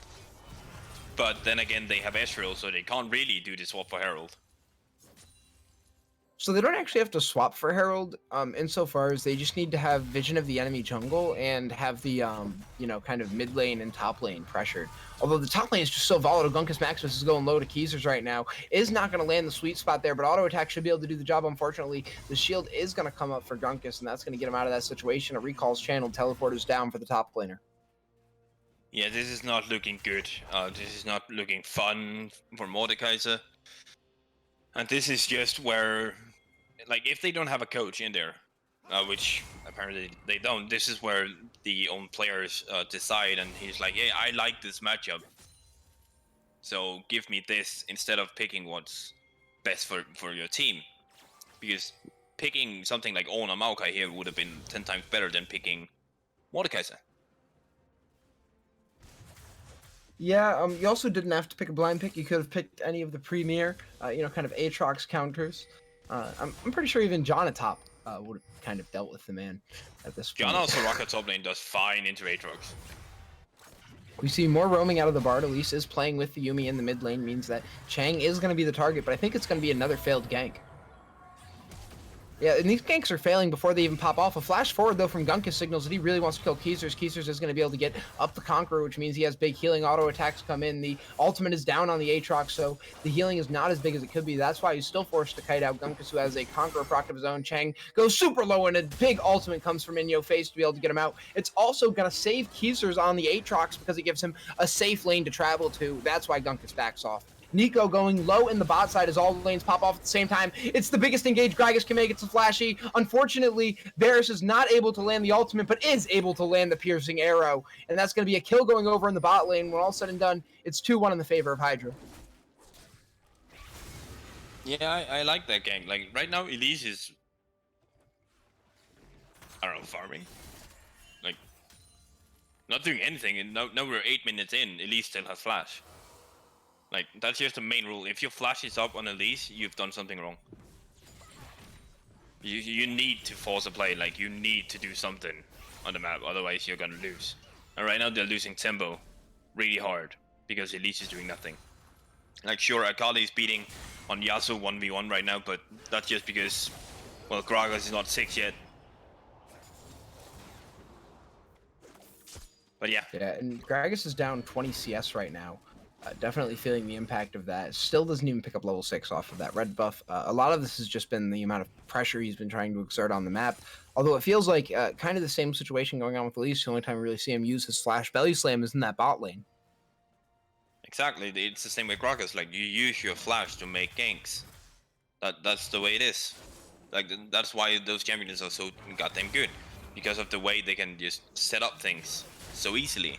Chang is playing on In-Yo Face here, is going to be able to land the last breath, forces a flash out of him, and the flash is channeled forward as well, uses that AoE spin to get him some good Yasuo mechanics, and that's going to allow Wildstars to play up on the Elise at his own blue buff, uses the ultimate to knock him forward, eats up every single auto attack from that blue buff though, and you can't help but feel bad for the Gragas, who does not have his team show up in time. Bard also seems to have walked the wrong way, didn't get the memo if there was a fight going on. Maybe there was a miscommunication happening on Hydra, and the top side Gunkus goes down low to Keezers. Yeah, this is just top lane. Like, until later on, Mordekaiser can't really do anything. Oh, look at this though.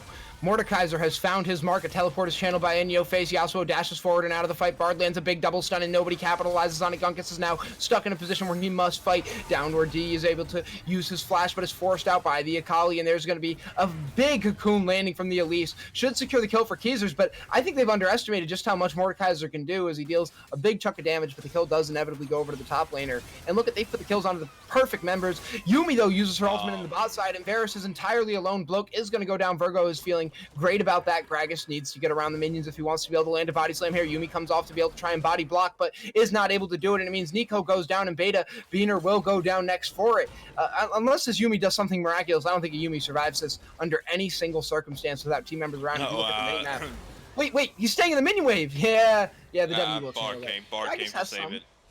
There was some Bard too, but Wildstars definitely just aped out there a bit. I think he thought it was too easy. This whole, like, imagine, like, Varus just went in way too early. Like, just went in way before Wildstar was even close to joining the fight.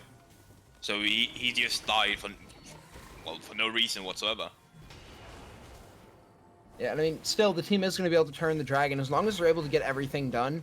The only real mistake we can say has an impact is Bloke, even though obviously there are other mistakes to be said.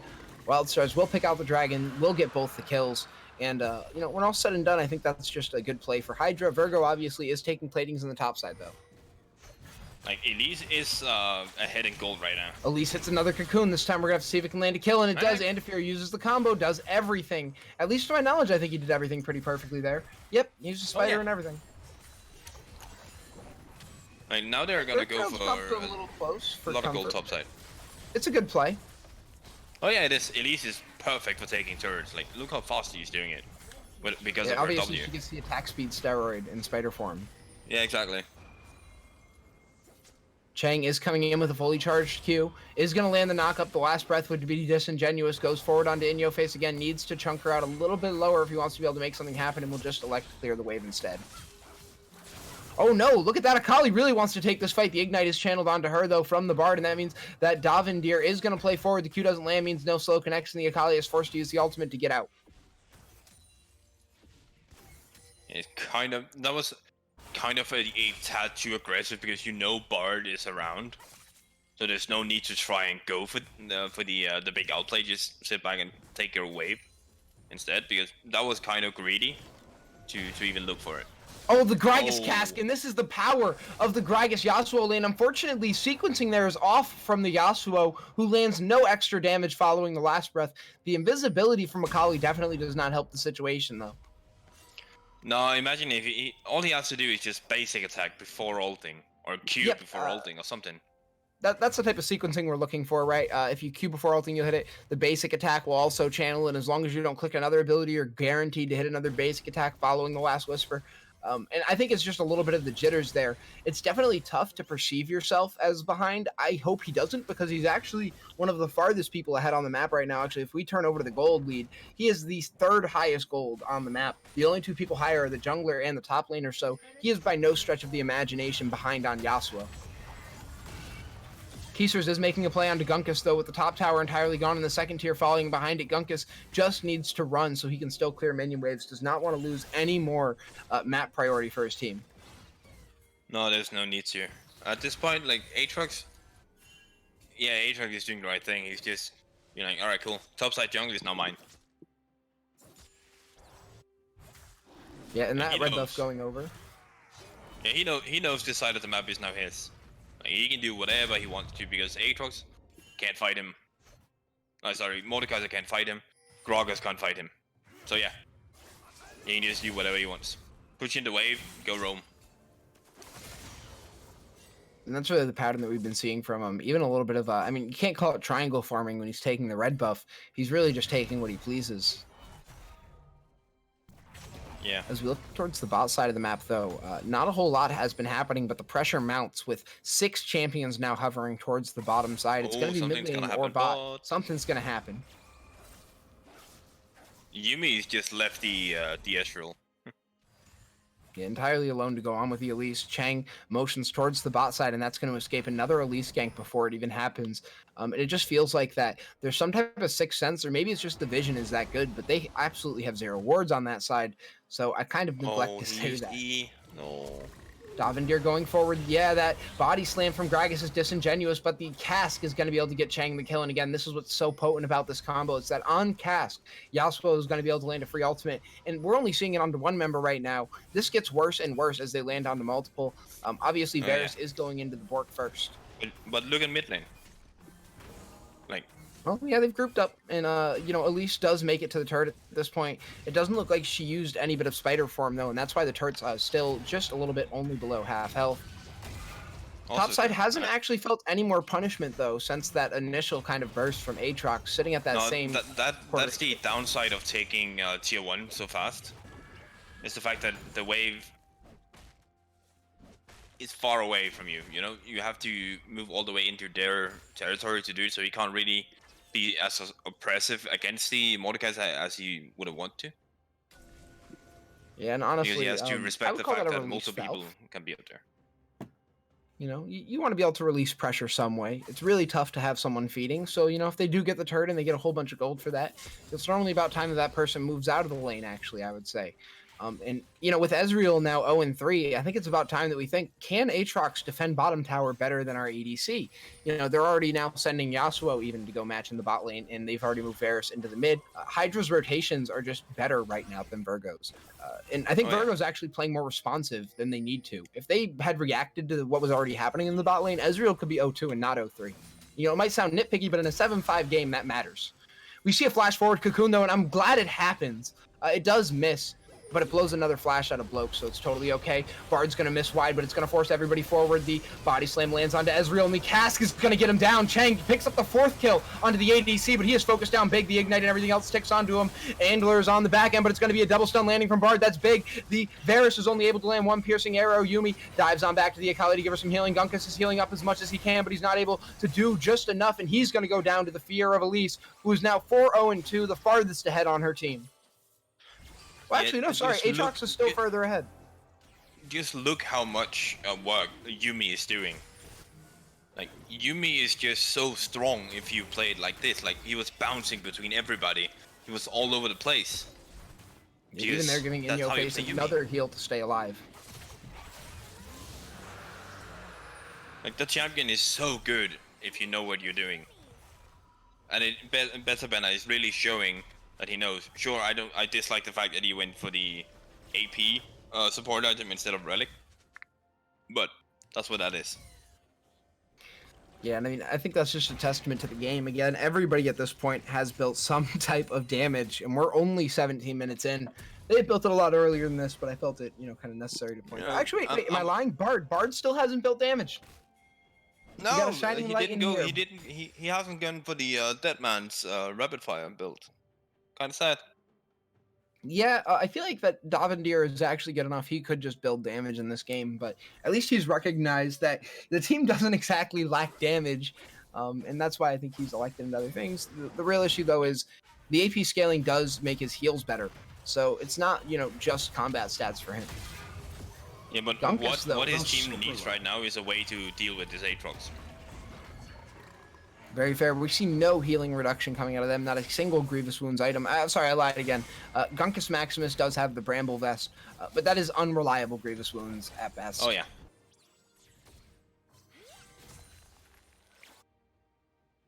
We do see lanes have actually switched up at this point. The ADCs have found their way into the mid lane, and the bot laners have found their way into the bot lane. Rift Herald is going to go over to Virgo as a result of this, unless Bard is able to make a spot here, but it looks like he's just on ward clearing duty. But yeah,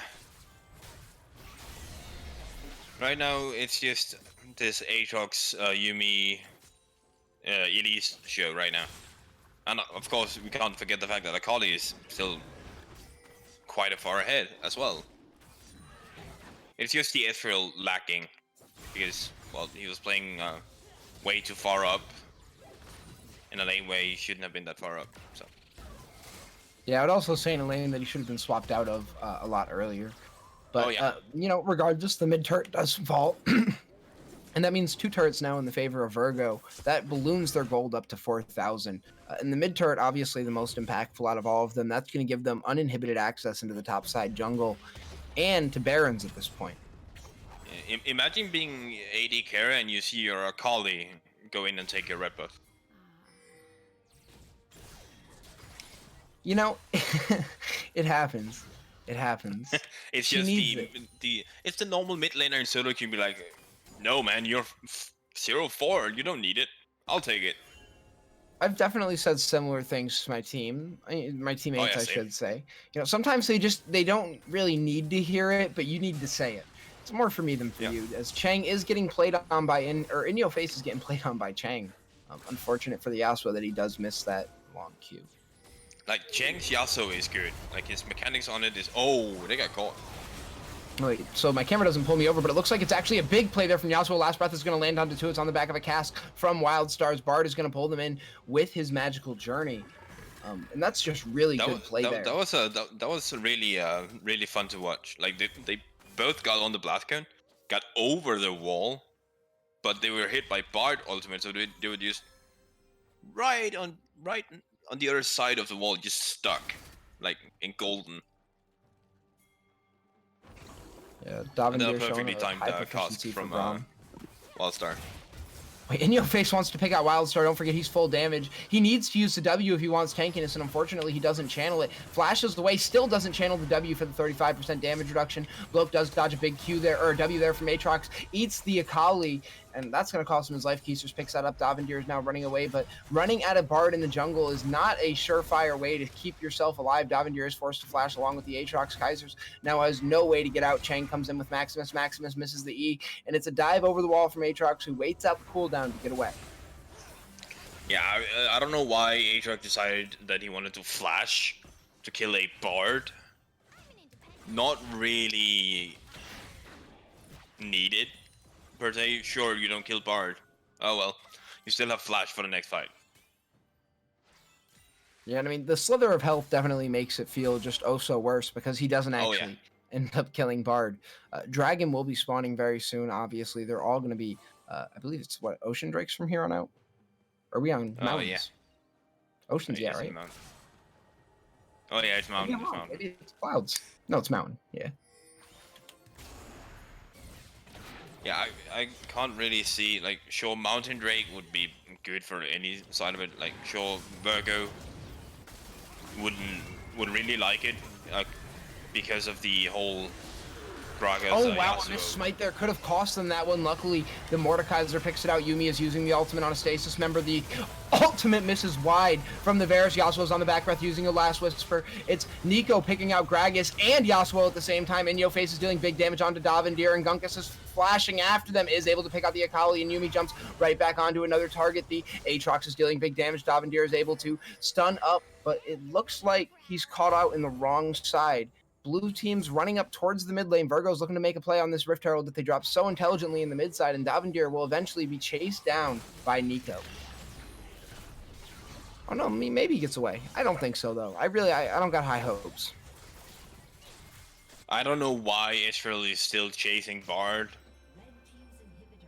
I feel like he just has nothing else to do in his opinion at this point, and his Yeah, team true. actually might catch him out too.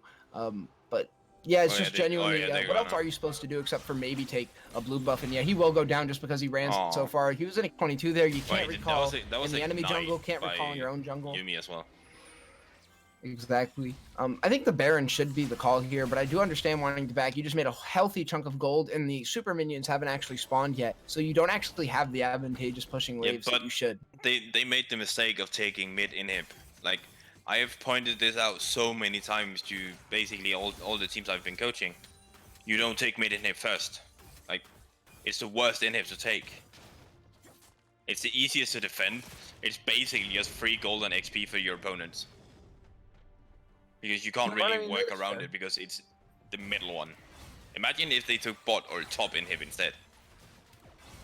I'm not sure if they had the decision or the choice to with the way the waves were No, shoved. but I'd then have you to just see. take They the only could turret. have You don't taken break top. the inhib. I would disagree and say that the inhibitor is worth it. If you can, you definitely want to get a side lane inhibitor, and you definitely want to get it on the bot side, so that way you can get barons easier. But still, I mean, cracking open the base is a good, even if you are kind of funneling gold into their base, it's going to allow you to play the other lanes and not have to send somebody to the mid lane. The mistake comes when we see, like right now, Nico is in the mid lane shoving, right? That's when the mid exactly. lane inhibitor means absolutely This nothing. is when You just need to people leave it don't alone. know. Like, they haven't been told that mid inhib is the worst one to take. Because right now, you have always have pressure in mid. But they're not really doing anything with it at this point. They're just running around Baron. Cool, they might have just taken top inhib instead. They actually will begin to take the Baron. That's why Bard recalls, or cancels his recall, I should say. Gunkus is being beaten down by Keisters in the top lane, who backs out of respect, wants to try and take the turret, but it looks like he's going to use the ultimate to be able to get the kill. Keisters goes unstoppable. He's 5-0-6, and he's going to be terrorizing the top side of the map right now while Baron goes down. He does have teleport, so that means it's ostensibly a 4v5. He is going to channel the teleport now. Stun's gonna land, the cast comes out, but there's no last breath from Yasuo. 6k on the Baron, they're looking to finish this one because now they have Keisers in on the fight. There's a big stun coming out from the Varus, and that's gonna be able to kill In Yo Face. Good play there from Blokey. Bard ultimate's gonna land onto 2 of them, and then the stun's gonna be able to connect one more time, but it looks like all it's gonna do is disengage a Baron play that was definitely a little rushed. And even though the middle lane is the fastest lane for the minions to travel up, they didn't actually wait for the minions to crash in the base to create a disadvantage. Again, I'm not so sure it's that the middle inhibitor is the worst to take, but that they may not be playing around it so perfectly. They do decide to take this fight, though, and that's going to be another disadvantageous one because Mordekaiser is forced to clear the minions who are cracking down on his Nexus turret. Windwall goes out. Looks like they're going to heal, and I'm not sure that they can start this Baron back up. No, they just need to reset, go back on the map. Like, right now they don't have TP on the Aatrox. Akali's is going to be up soon. So this is just where they are just group up and be like, alright, cool. We force a fight right here, right now. Or they should just send a Akali bot side. Like right now, there's a wave slow pushing. So someone has to answer that. And of course, Mordekaiser is gonna go. So when they see Mordekaiser, they just go in their topside jungle, look for a pick. Yeah, that's really fair. Mordekaiser definitely an easy target, sitting at 1-6, healthy chunk of his team's deaths at this point. Eyes turn over to the Dragon. Neither team sitting on soul point right now. And again, it looks like that they're just not playing around the inhibitor turret as nearly as much as they should be with it being down. The cast does go out, knocks back the Elise, and it looks like it's going to be a missed chance there. Flash used by Wild Stars to dodge. Yeah. He had to flash away. Like, this is the danger of being behind against something like Elise and Ezreal and stuff like that, because Ezreal at this point he has 2 items. Look at that, Interferes able to land the stun, and that's huge damage onto Davendir. And again, like you were just mentioning, all the damage, even a Dark Seal stacked up to 10, but that does mean that a kill onto Interfere could be more than problematic.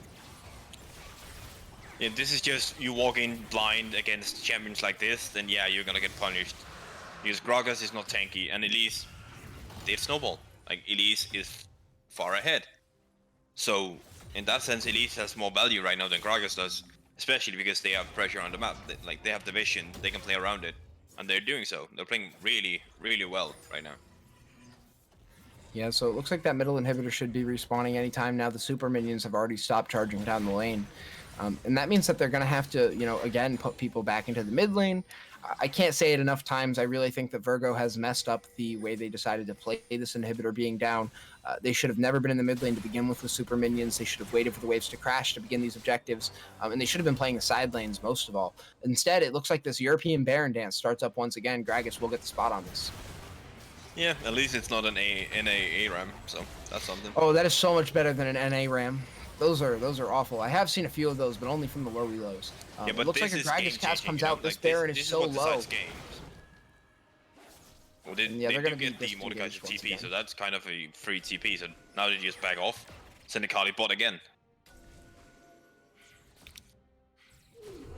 Like the Mordekaiser is. Oh, this is gonna be huge! They land the stun. I'm not sure if it landed onto Elise. She was in a repel. She flashes away immediately. The kill goes down onto her. Actually, she doesn't flash away. I swear I saw it. Maybe I saw somebody else flash and I just mistook that. It must have been Keisers.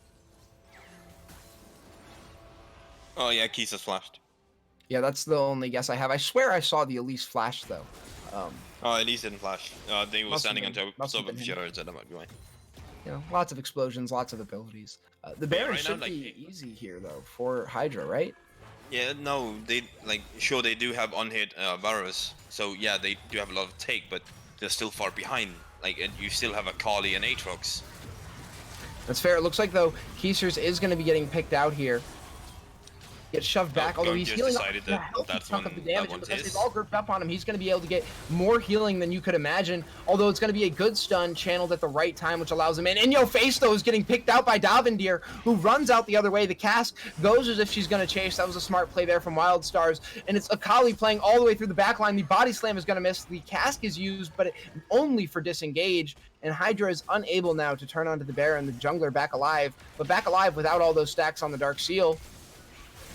Flash forward, though, from Andir is going to force a flash from the Yasuo, who last breaths back in to keep her stunned up. Bloke will pick up the kill. It's a stun coming in from the Varus. He flashes to the other way to avoid the Yuumi stun. And it looks like everyone has pretty much used their ultimates by the time this is said and done. Yeah, but I don't know what Like Virgo is trying way too hard to force it, so they're kind of just walking straight into this Yasuo Gragas combo. Like they're just walking straight into it. Like at this point, Aatrox has a hard time killing the Mordekaiser because Mordekaiser has 2 items and a Bramble Vest. So yeah, it's the game just took way too long because they decided to open mid inhib first. Like they slowed them down, like themselves down so much when it comes to tempo, because Elise is starting to fall off heavily. Unless they can find a pick at the next Drake or something. But that's basically it. Like Gragas is beginning to be more impactful than Elise. So this game is slowly turning out of Virgo's favor. You know, obviously, at this point, Andifir has actually sold the Dark Seal, decided it's not worth it. You know, 2 deaths in a row, 3 stacks, not exactly the same amount of AP that was being given at that time, and that's a huge fall off, you know, just in terms of raw damage. Yeah, and if you look at it right now in top lane, Aatrox is 16. Mordekaiser is 16. Mordekaiser has his 2 damage items. He's just Wild Stars hits him, it's going to be another, but there's a use of the ultimate from Akali. The Andifir is forced to use a stasis. In-Yo Face goes back in and is not punished nearly severely enough for it. Yasuo, the only one to land any damage. Like, this is Dragon's just turned into a clown fiesta of people not really knowing what to do. Yeah, and I feel like that Hydra being on the back foot, you know, really shows that they might be good at closing games. And I think they're playing, you know, rather well trying to stay into this one, especially when you look over at the KDs and you assume the fact that only really Gunkus Maximus is kind of playing at a level that isn't on par with the rest of his team. It's really Virgo, though, who's kind of shining in how they can't close out the game, in my opinion. You know, the misplays around the inhibitor, the fact that waves are kind of always standing in obscure spots, on top of the fact that they're not really fighting over anything. No, they're just fighting to fight. And they choose the fights. That's really why it's kind of Virgo, I say, who's, you know, shining in their misplays here, because Hydra really is forced into reactionary League of Legends, and it's not a bad thing, it's a forced thing. And Virgo is just choosing such obscure and obtuse fights. Like, at this point, like, right now, they're just... Sure, we're back to this EU, let's stand for an objective. Sure, this one is important, this is Soul. This is, so, yeah, big objective. This isn't over nothing. Oh no, this is over something. And we see the poke from Ezreal is landing entirely on Gunkus Maximus. Normally, I would scold him for this, but I think this is actually great play coming out from the top laner. Kind of recognizes that he should be frontlining for his team. Every bit that he takes that his team doesn't is, you know, more damage output later into the fight. The last Whisper is only going to land on the jungle. They want to get rid of the smite. Yasuo is going to be taken out. He's forced to use the stasis. They're all pulled in. The Aatrox is dealing damage on the backline. Shutdown goes down onto Andifir. Is able to pick out Yasuo. The In-Yo Face is on the back end. Also, no health. Wild Stars picks out Andifir, though, and he's able to get the body slam out of Ezreal, who's shot down by Bloke. And then we see Aatrox dive forward with a big hammer, but he's shot down by the Varus as well. Varus is scaling, boys, and he's able to get a triple kill. Making a quadra as Hydra turns their attention onto the dragon. And the real question is, what else do they take for it? I think the only lanes that they have are in the top side. So yeah, go for Baron, boys. I like the call. Yeah, like, if you saw that entire fight, you just see Mordekaiser just straight up just removing Aatrox from the fight and actually winning the 1v1. Because Aatrox is not a late game champion, Mordekaiser is. Like, Mordekaiser's scaling is so insane because he only needs 2 damage items. Davendier! Woo! Oh, that was close. Yeah, and turrets are falling for the blue team as they just kind of stand around and they do got nothing T1 mid. because they just recalled. That's kind of funny though when those little things happen. Looks like they're gonna back off. Really smart.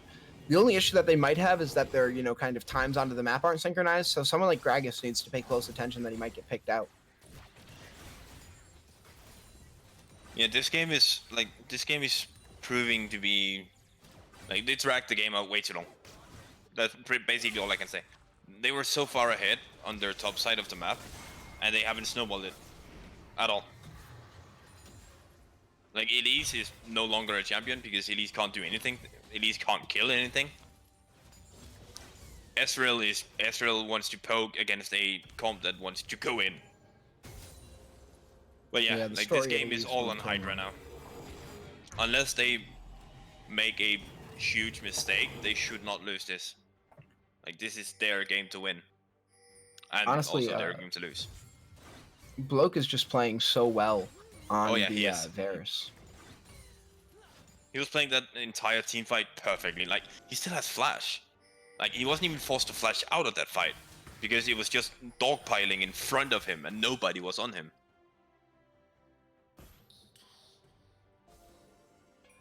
No, we do see waves crashing. Again, they're not really crashing at the same time. I think that's why the Aatrox is backing. Yeah, he's not really backing for an item or anything, so he's just backing to not die, basically. Yeah. Like, sure, I mean, Israel that's is scaling. Like, decision. Israel is on 3 items, but then you look on Varus. Varus is sitting on 4.5.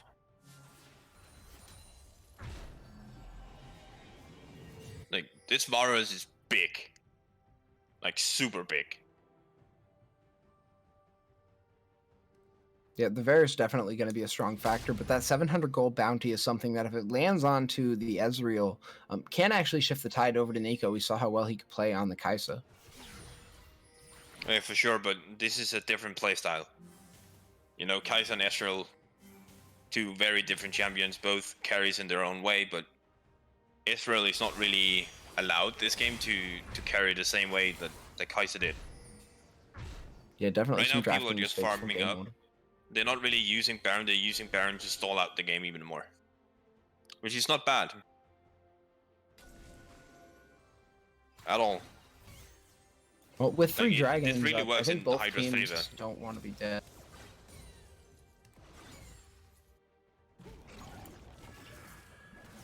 Like, now you have GA on Yasuo as well. Like, everything's just looking great for them.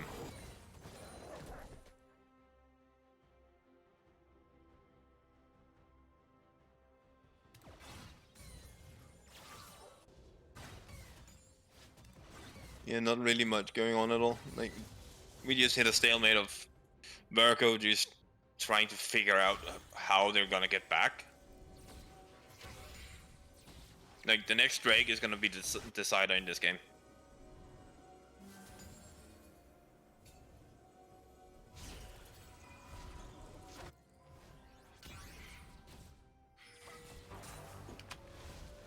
We do see Akali shoving in the top side, and she's going to back off.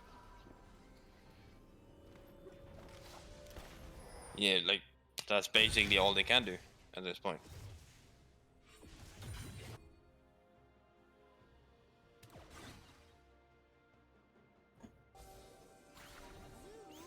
Bard going to recall, cancels.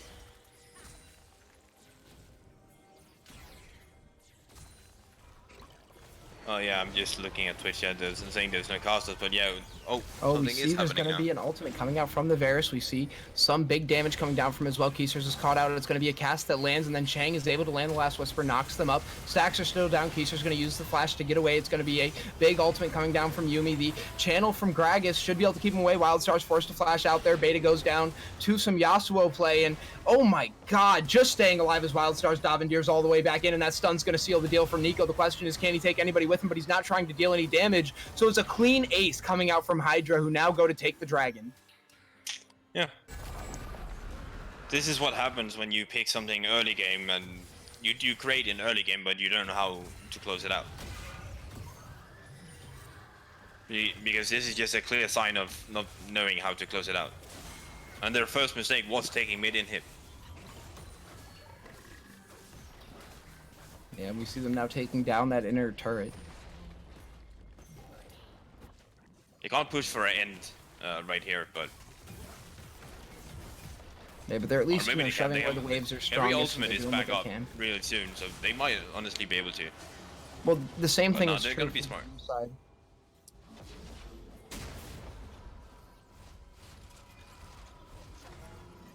Yeah, 5 recalls channeled at the same time. That at least feels good. Baron will be back up in 36 seconds.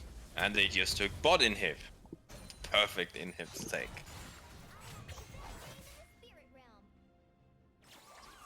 Yeah, now they make their way over towards the red buff. Pings are coming down from both sides, though, so everybody knows that they want to make their way onto this Baron. Same thing, they did make the decision to go for the bot side, but also I think the wave kind of necessitated it. They couldn't have taken any other one if they really wanted to, so as much as I want to give them the credit for it, I don't know if that's exactly the conscious decision.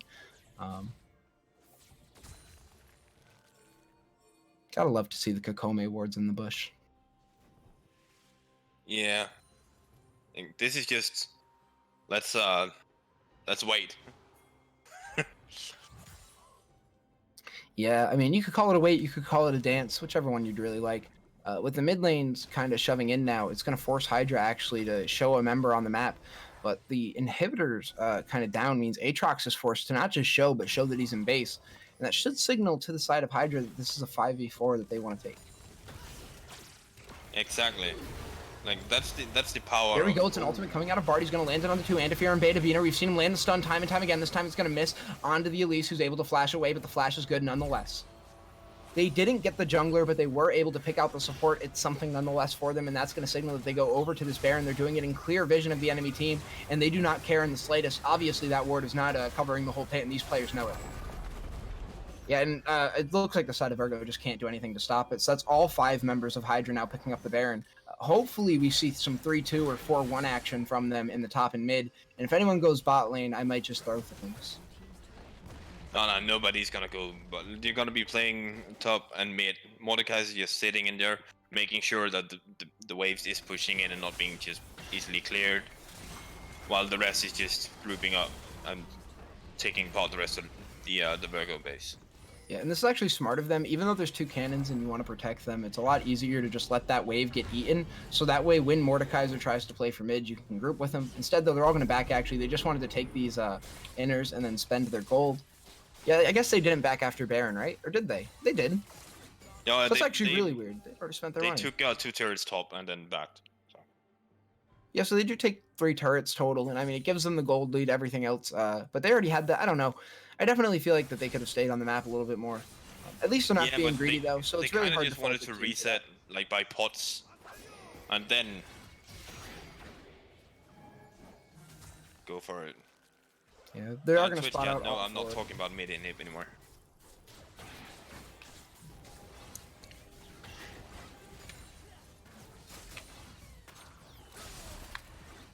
Kind of wish Mordekaiser would just go top. Yeah, he's going top now. Cool. We do see another wind wall used there to protect the cannon. I really like to see that. And I mean, in this case, it doesn't matter too much, but protecting those cannons is really important. And the fact that Yasuo at least recognizes that, even if the wind wall isn't necessary, is a good sign. Oh yeah, for sure. It's just they know what to do. Like, they know to protect the cannons. You just see Akali do 0 damage to Mordekaiser going in. That's quite unfortunate. Well, he also has, you know, built resistances and he has health. And even the Ninja Tabbies really help him against her because she's so reliant on auto attacks. Yeah, exactly. But yeah, Dunkus just gonna 3 inhib and then watch everything crumble. The only mistake with this triple inhib is going to be that, and it's obviously unavoidable, because the bottom inhibitor died so long ago, it's actually going to be back up relatively soon, so they're not going to have a whole lot of time with double super minions crashing on the base. The other thing is there's actually nothing for them to gain with it, so they should just back and then rush base a second time. Yeah, they should just recall by refresh the pots, go then follow your super minions into their base and just Holy. wait, because you got Varus has like, 20,000 gold. Yeah, he's big this game. That's a big number. Like, I don't even know how to put that into context. 20,000 is a lot of gold. I mean, it makes him full build, and he has one of the most expensive builds you can buy right now in the game. You know, he's buying a lot. I don't know why they are deciding to Davendier, even no. try and fight for Elda at this point, because they should just end the game. They don't need Elda, but I guess they want to do it the clean way. To say, well, if you look at, there's no more super minions in the bot side, so they actually don't get one wave of double super minions crashing in on the base from all 3 lanes. No, but right now they can force Virgo entirely out of their base. Alright, well, Aatrox is gonna go top and match, but other than that, everybody else is around that Drake.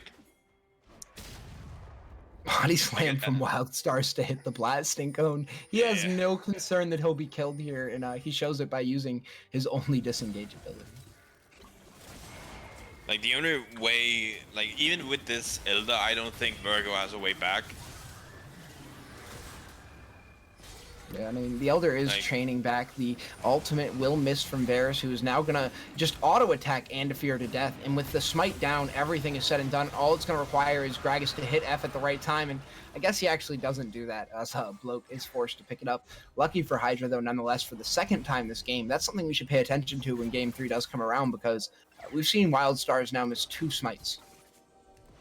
Yeah, he's not really been on point with the smites, but it's never really been a 50-50 because they make sure that. Oh, this Andafir is play, doing it. though! Ooh. His body slam flash does connect, and In Yo Face is now caught out the second they get an inkling of a sight of him. Yeah, Bloke will pick him out, and it looks like the super minions have done their job as they crack the base first. Nexus turret, the Bard will get Keisers caught out in place, and the team this time wants to have a little bit of fun. This is not the same thing we saw from game number 1, as they're going to play forward, get all of the kills, pad the stats, and stay alive when all that's said and done. Picking out the Nexus and forcing a game 3 is Hydra. Well then. So. At least I think so, right? like- Hydra lost game 1. Oh yeah. Hydra lost game 1. Forcing a game 3. It's tough to remember Yes, when they we both have are. SRG in the tag. Yeah, that is true. But yeah, this is going for game 3. It's gonna be an exciting game 3 though, but because it seems like red side is the winning side. And now Virgo goes back to red side. Yep. So we do have one shame stat. It's kind of unfortunate because it's actually the man of the hour, Varus, who deals 33,000 damage to champions, leading the game by over 10,000 compared to his opponent. Or sorry, a little under 10,000. 24,000 is the Aatrox. But unfortunately, he did not find it in his 20,000 gold, kind of value to ever buy a control ward for his team. Gotta kind of call you Denver? out for that. A little bit of shame over towards Bloke, who is 13-2. It's really hard to say shame when it's hard to combine any 2 team members to get your kills, but still, nonetheless, control wards and an equitable good. Yeah, like yeah, game 3 is gonna be it's gonna be Virgo showing that they know how to end the game, and not ending a game because they're just so far ahead. Yeah, very Because true. They need to pick some more team fight. Like I still think they can go back to picking a tank jungler instead, because sure, his Elise was good in the early game. Like he was kind of slow to get going, but when he started to get going, he really snowballed. But they really need to pick up a team comp that fits them better, because this playstyle doesn't really fit them.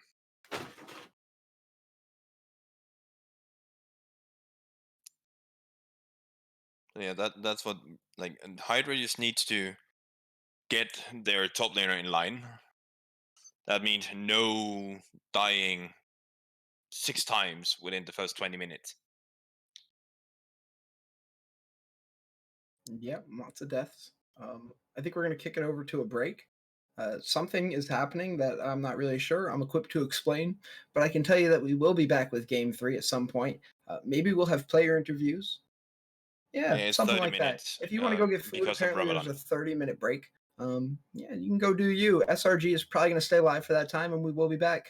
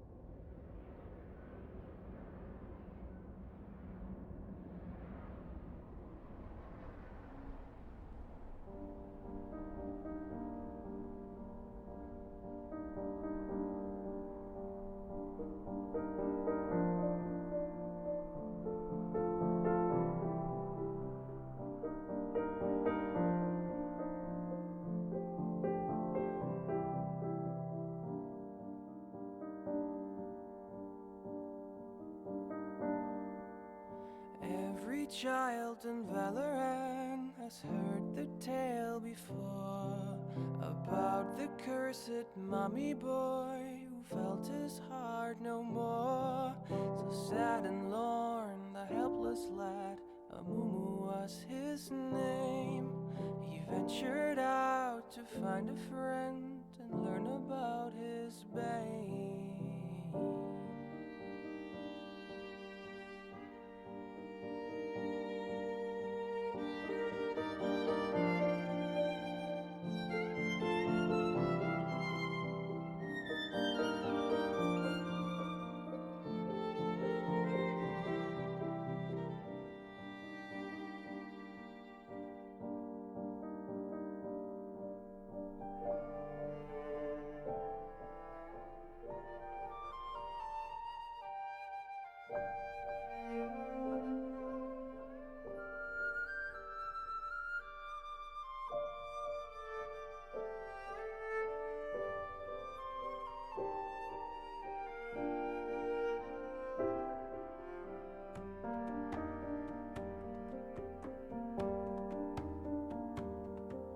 For many years, young Amumu traveled through the lands, determined to make friends if only they would understand. But even when Amumu stood upon the ledge of home, his hope would disappoint him and he would remain alone.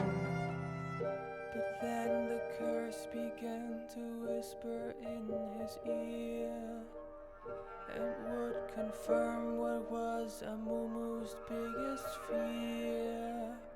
It pledged that never shall someone become his friend. It pledged that he shall be alone until his end. Sorrow and despair became too much to bear.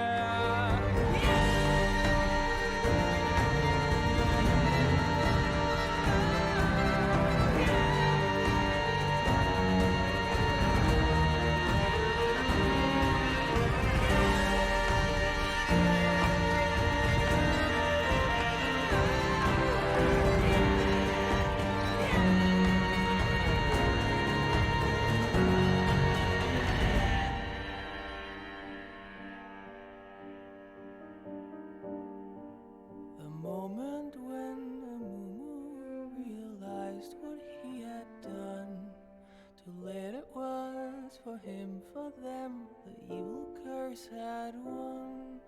The anger and the anguish overwhelmed his fragile soul and caused a wicked tantrum that he never could control.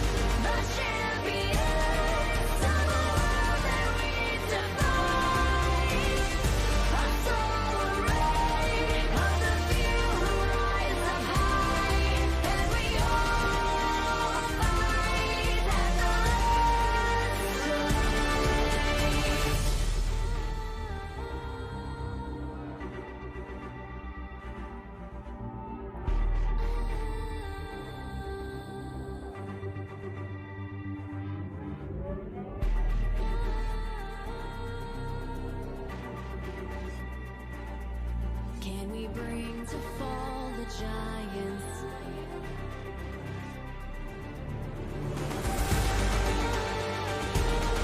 Can we bring to fall the giants? Can we bring to fall the giants? Can we bring to fall the giants?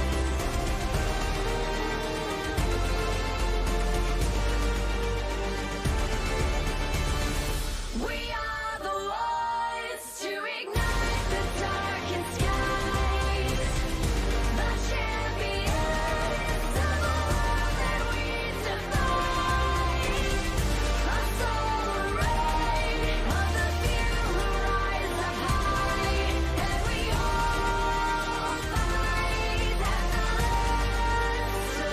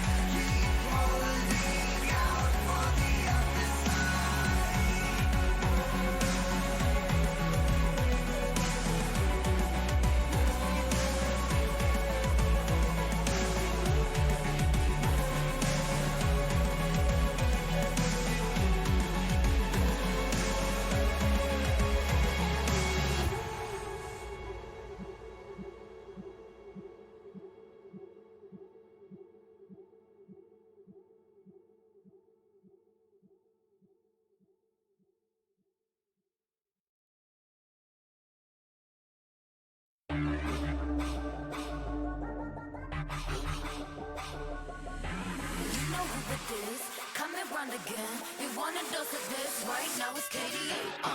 I'm a goddess with a blaze. 소리처럼 내 이름 잊지 못하게 loud, loud, loud, loud. I could take you to the top. 절대 멈추지 못해. 내가 끝내주는 bag, yeah, yeah, yeah. And when I started talk that, oh, you know how to react. I'm a picture perfect face with that wild in my veins. You can hear it in my glow, glow, glow, glow. So keep your eyes on me now. 무엇을 보든 좋아할 거야. 다 할 수 없는 대본. 나와 되길 원한 늘 확신해. We got it all in our hands now.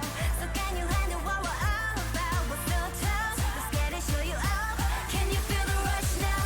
Ain't nobody bringing us down, down, down, down, down, down. They could try it, but we gonna wear the crown. You could go another round, round, round, round, round, round, round. Wish you luck, but you're not bringing us down. Go hard, till we get it, we go hard. We so in it, we pop stars. Only winning, winning.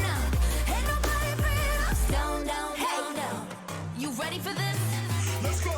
See, 언제든지 내 모습 매직 단 한 번에 내가 잡아 절대 기죽지 않지. 펴펴 네가 뭘 알아? 견딜 수 없어 원해도 원하는 게 얼굴에 보여. I'm trouble and you running it. I'm so cold. When I move that way, you gon' be so blown. I'm the realest in the game. Said I'm on fire with the blade. You're about to hear my name ringing in your head like whoa. So keep your eyes on me now. 무엇을 보든 좋아할 거야. We're so tough. Let's get it, show you out. Can you feel the rush now? Ain't nobody bringing us down, down, down, down, down,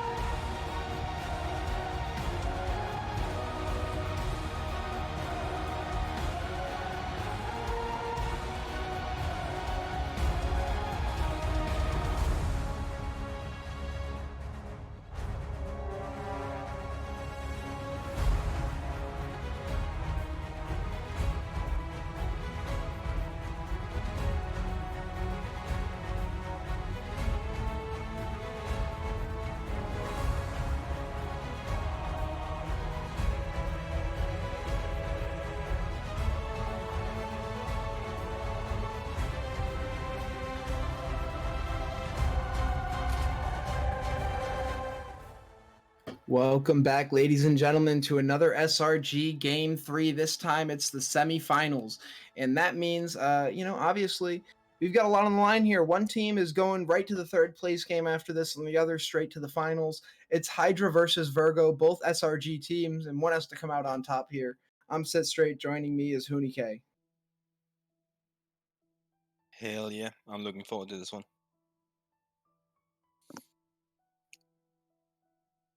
It'll be a good game, I hope. If the first two games are any indication, I imagine that the reset and the 30-minute break will really end up paying off for them. Oh yeah, we can have some mind resetting and focus being on the right things, and they're fixing the mistakes they made in the first two games, and this is where they show what they're made of. And then they go to the final, one of these guys. Yes. So we're gonna see if it's the same bands as last time.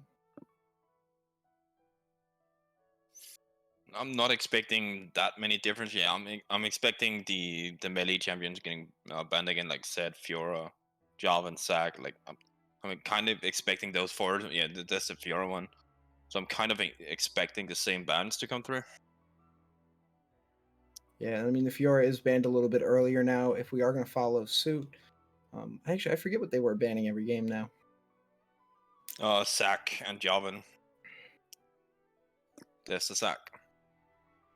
Yep, junglers being banned out once again, as the teams seem to have found what they want to do, and with Game 3 now on the line, and each with a win under their belt, this is going to be the most refined version of these playstyles. Oh, yeah. Oh, and the Yasuo taken away.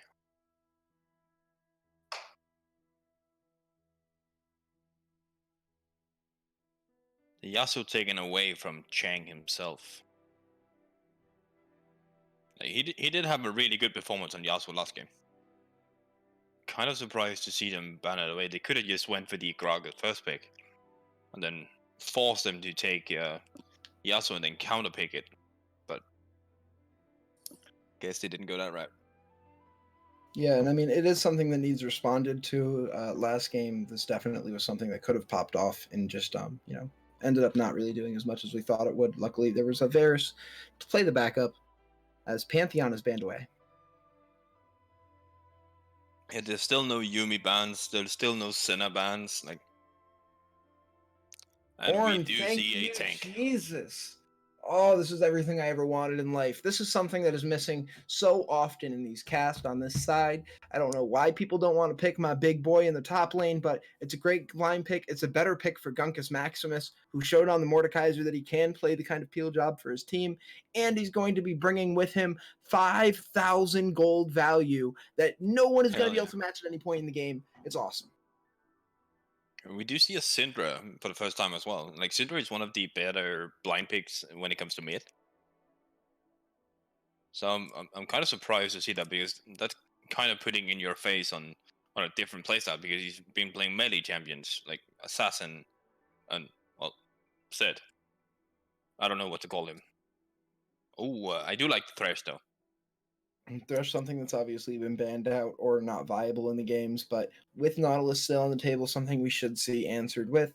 Obviously, that Syndra can go towards the bot lane, something that we know, is good still. Oh yeah, like Thresh Syndra is not a bad bot lane. He still has a lot of pressure. And that's going to be the Nautilus answer. Really predictable.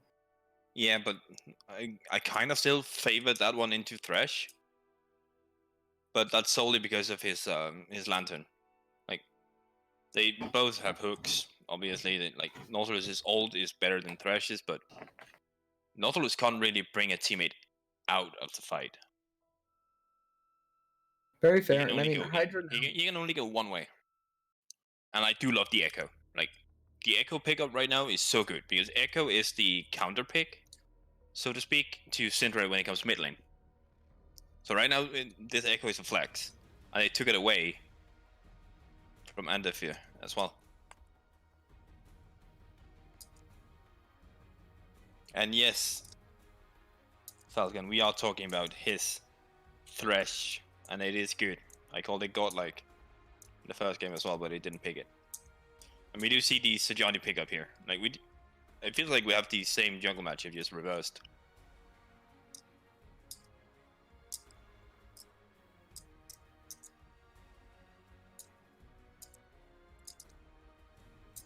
Four seconds left on the ban clock. And it's Kai'Sa to take it away from Bloke. Imagine Varus will be the next thing taken off the table. It would make sense, yeah.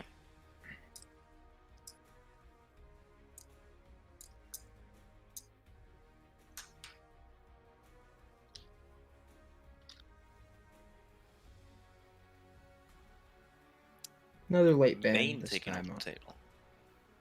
Huh? That's kind of interesting. I don't know if Keesus plays Vayne top because Vayne into Ornn can be a good lane, but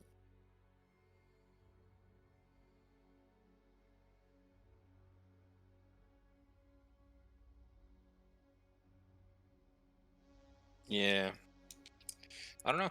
Kind of looking forward to see what comes next. Orianna ban makes kind of no sense because you have Echo jungle, so you kind of don't want to pick Orianna with that. Doesn't really synergize well with the mid jungle duo. But I know Orianna is a safe pick into Syndra, so removing that might be okay. Yeah, and you called it the Varus.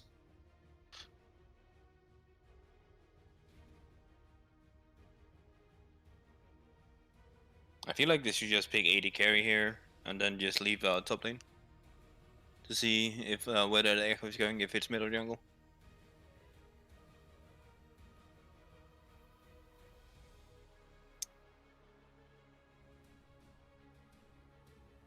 Kale.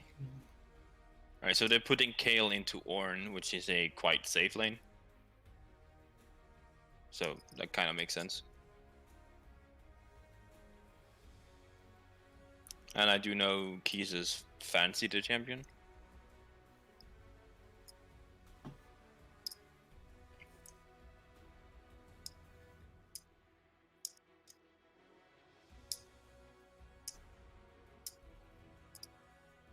And the Saya pick up, like Saya was banned in game 1 against Blocker, if I'm not mistaken.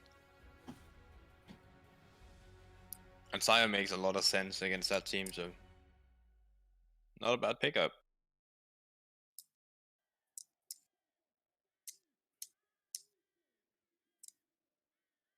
Where are you at, Mr. Sit Straight? Well, Trundle locked in. That's definitely an answer to the Sejuani. A premier answer to that, nonetheless. She's going to be the only one building resistances, though, which means she just needs to stay out of the fight and wait for him. I agree with that one, but Yuumi right now makes no sense. I don't know where Yuumi would be going, but that's just a hover, that's a bait. MF makes a lot of sense. Alright, well, we have different team comps this time around. Yep. So why don't you tell me what you think about the top lane? I mean, top lane is basically Ornn is going to be winning the early part of the game. Like, that's Ornn, and basically against the Kale, who's not really a range champion until level 6. So Ornn has the favor there. And Trundle can easily gank that lane and make sure the Kale is behind. And Sejuani can't really match that one because Trundle Ornn is going to beat up Kale and Sejuani. And on the other hand, like, we have Trundle Echo against Sidra Sejuani, also favorable for Trundle Echo. So that's also in their favor. So right now, the top side of the map is very hard in the favor of Hydra. While bot side, of course, has Misfortune. So bot lane pressure is going to be on Virgo side.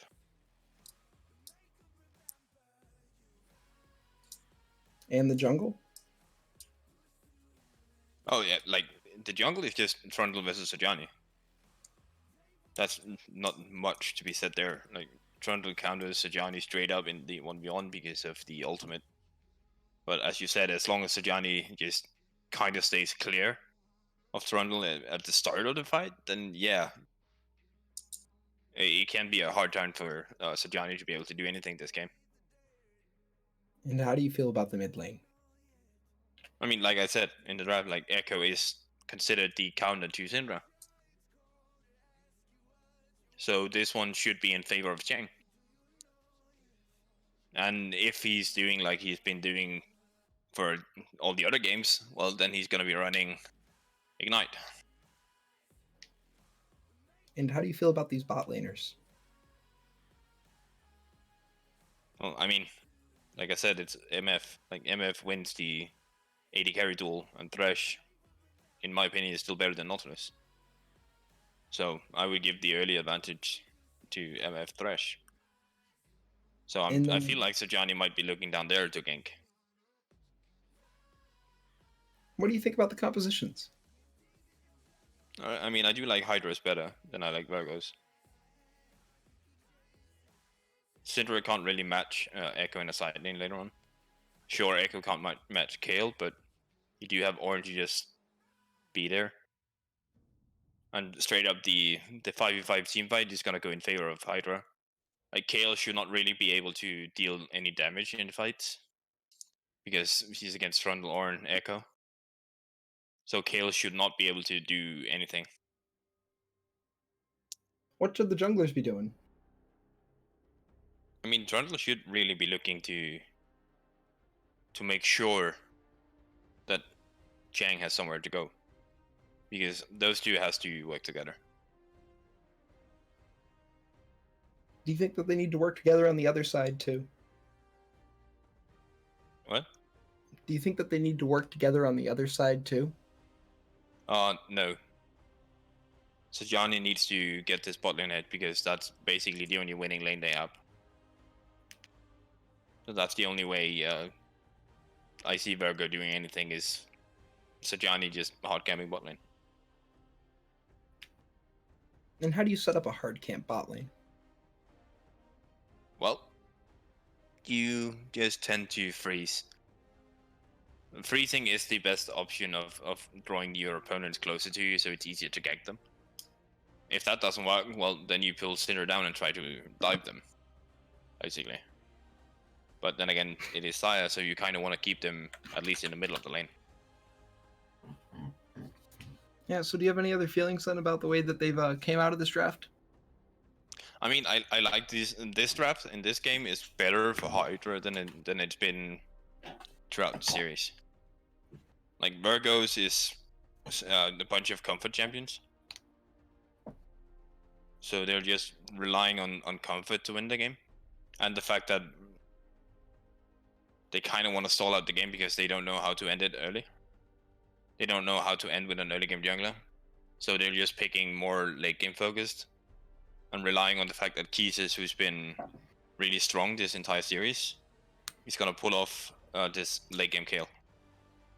But that's going to be hard against that comp.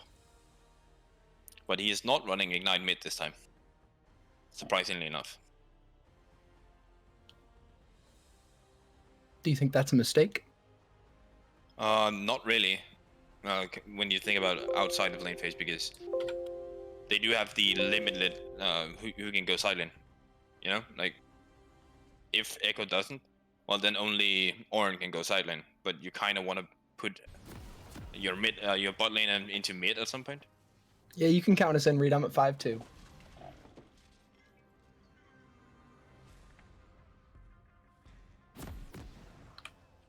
And with that, the game has been unpaused to be immediately repaused.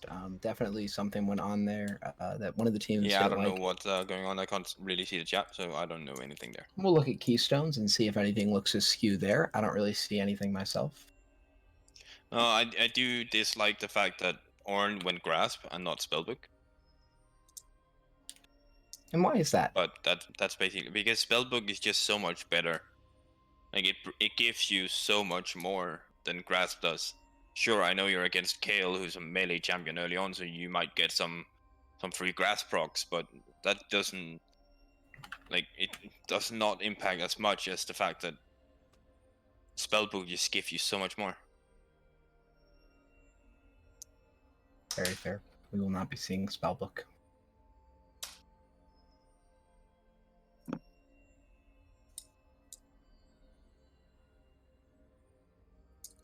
Just With waiting that, the for game is to go unpaused. live.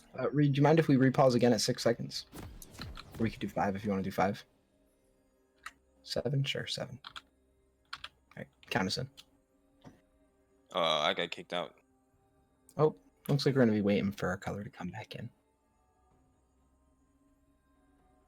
And my client is... Nope, I'm on my way back in now.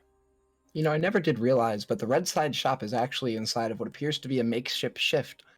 Really wonder how the otter got there, considering that I'm pretty sure otters can swim. He must have taken the ship over. That's kind of cool. Maybe it's a flying ship, though. Look at how those sails are intertwined. Little things we get by looking around the League of Legends Huh. map. You also see the... I mean, it might be, yeah. Have you seen the drakes flying by if you go in top lane? And then Yes, you in the look top left. outside. And then you can see a dragon flying by below. Yep. There's also some weird little fights and architecture on the map.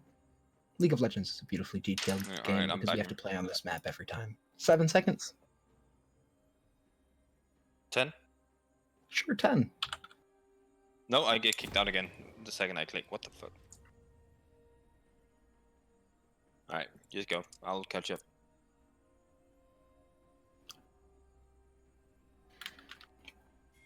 Well, it looks like you'll just be graced with my presence for the time being. Other things we can notice on the map while we are waiting for the players to run in is that, you know, the fountain actually has hands outstretched and water running down it. Kind of cool, you know, the way that forms the river, and then that'll extend around the map. Little bits. Does look like we're seeing another 5-point. Keys is a little bit late to his side, but none of it's going to cost anybody because nobody has decided that they're going to try and make an early invade. Is odd to see the mid laner matching up with the Trundle there. Rather than in your face, you normally want Andafir there, just because he can give away his jungle pathing by starting on the top side. Doesn't happen every time, but it's something you should be conscious of. It's the reason the junglers start in the mid lane. As you can tell, the difference is this happened last time. It's for the ward, so that way he can recall and then go get the early sweeper. Yeah, but he's not doing this this time, is he? Oh, That's exactly what he did. Can't see. Yep, he did do just that, as I called it out. Alright. You know, looks like everyone's going to just go back into their respective spots. The Trundle should be starting on the bot side, so Sejuani will still be starting on the top, but she hasn't actually given away that information. She's just kind of warded off and actually probably given them the idea that she might start bot side at that. Jungle pathing will be really big this game. Obviously, the Trundle has the ability to gank and to counter gank, so does the Sejuani, but if either gets the counter gank off, it is incredibly more potent than the initial gank will pop off from either of them. Something to really pay attention to in that respect. You'll actually see the junglers hesitating to engage because they'll want the other one to almost take the bait first. It'll be interesting to see if either side does end up kind of living up to that analysis or if they just kind of, you know, laugh in my face. Both are going for the start where they're going to take red and then go over to blue and then Gromp, which is how you're going to get level 3 the fastest right now. Trundle going towards the top. Like I said, like Sejuani seems to be looking bot side, but they're not really prepping the way for Sejuani to come bot. So this might just be a level 4 clear for Sejuani before she starts looking, and then for the first Herald, Scuttle.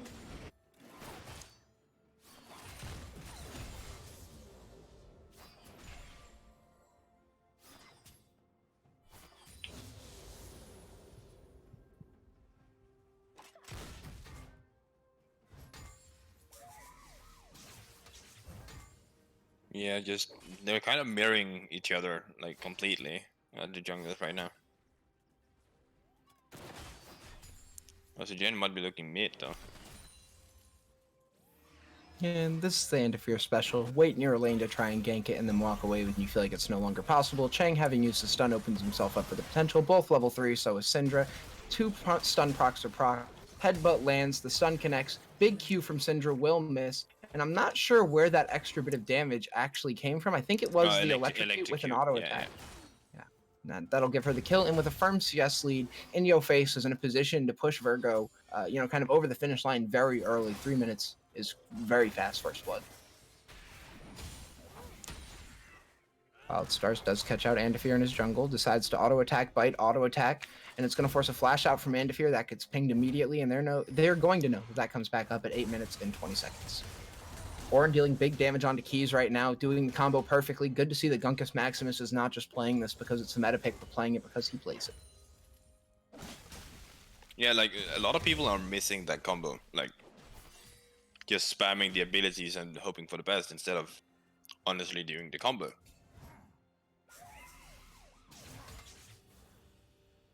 And the fleet footwork paying dividends over to Keys, who's able to heal up the majority of that. Still has a potion on his corrupting pot, and that'll be huge for him. Wants to be able to time that teleport at the most optimal position for him. With Trundle being spotted out as well, it signals that some bad things might be coming Wildstar's way. Yeah, but I'm not really sure what build he's gonna go on Kill. If he's gonna go the Muramana build or skip it and go the Gunblade build, because I can see both working out here. And I mean, that assumes that he's able to make it through this. If a gank does pop off, or if Ornn's able to even, make some good damage down, which Ornn can do, it will not be in Key's favor for a while. We see it's going to be a big bellowing breath, lands the auto attack, that's going to chunk her down to half. Yeah, it's not a fun lane early on for Kill for sure. There we go. He's going to dive forward, lands up the stun, goes for the bellowing breath, and she's just going to walk away. Keys is incredibly low at this point, though. Needs to think about backing and taking a teleport.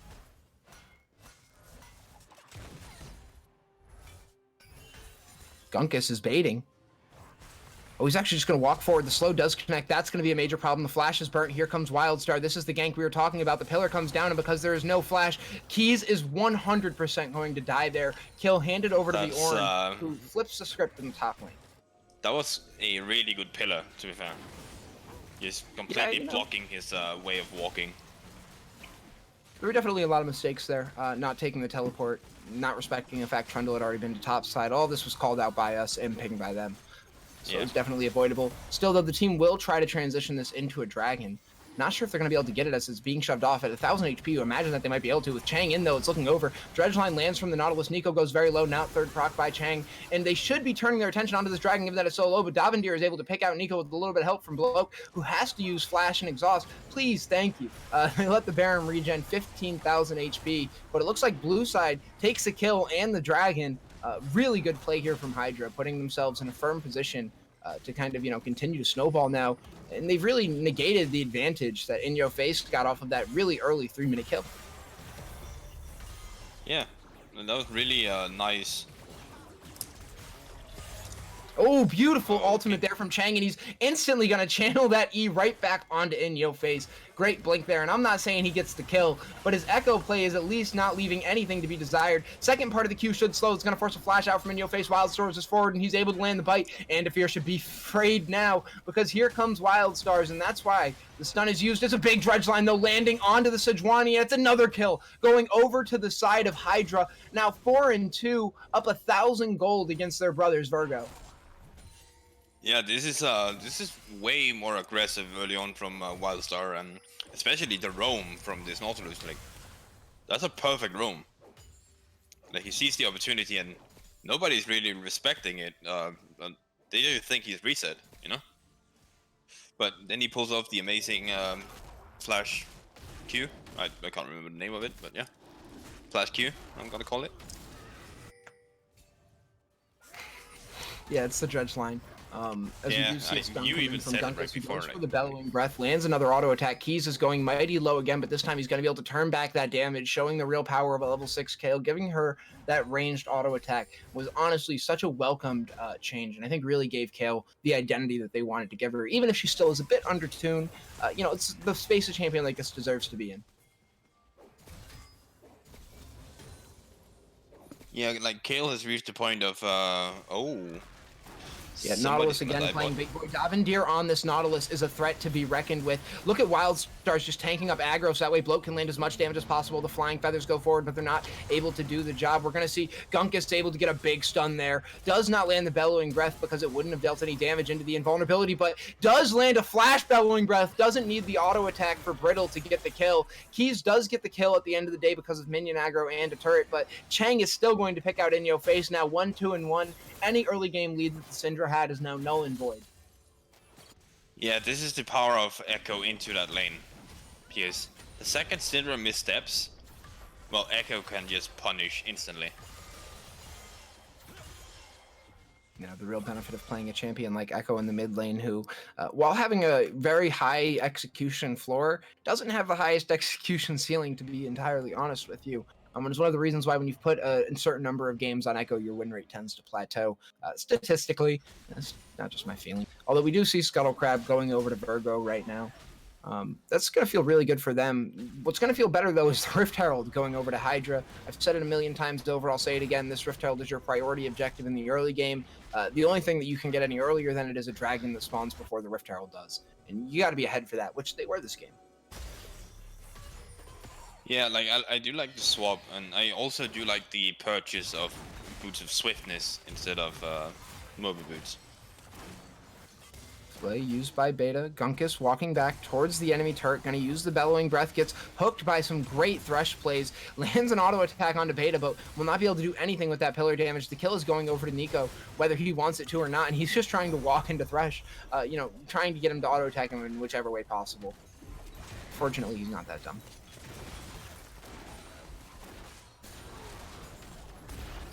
But yeah, this is way faster tempo from Hydra, and they've been doing any of the other games. We see more auto attacks landing from Chang. In your face trying to disengage, but that E is going to be back up from Echo anytime soon. And now that he's able to land those 3 stacks again, every time that 3 proc goes off, the damage is just immense. Let's also not forget that Echo actually has a passive that gives him execution damage too on auto attacks. Yeah, that's on his W. But yeah, this Syndra is not having fun anymore. Oh, good We hook. do see the Oranhorn stopped by a good hook from Beta Banner. And there's going to be an auto attack. The Brittle does land down onto Thresh, who's sub HP, but does use the Lantern to be able to get himself out of that one. Yeah, this is not looking good for Virgo right now. Like, they need to be able to stall this game out for a long time before they're ever back in this game, because they don't really have anywhere to play around. Like, even their strong side of the map is behind. That's not where you want to be. Very true. The dragon spawning up next is going to end up being a priority for these teams, simply in the fact that it's an ocean dragon, and ocean dragons are of a higher value than other ones when there's only going to be one of them. Oh yeah, for sure.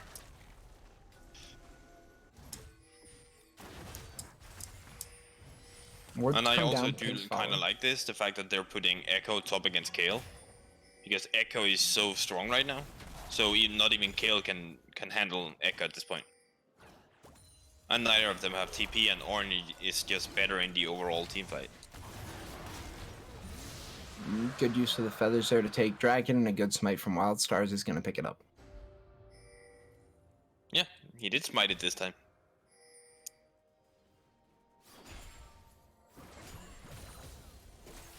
Top side Keys needs to worry a little bit here as Echo begins to make his move on top. The stun does connect, Qs go down, and it should be a forced ultimate. Yes, it is. The health is oh so low, but smart from Chang to back up turrets still deal a lot of damage at this phase in the game.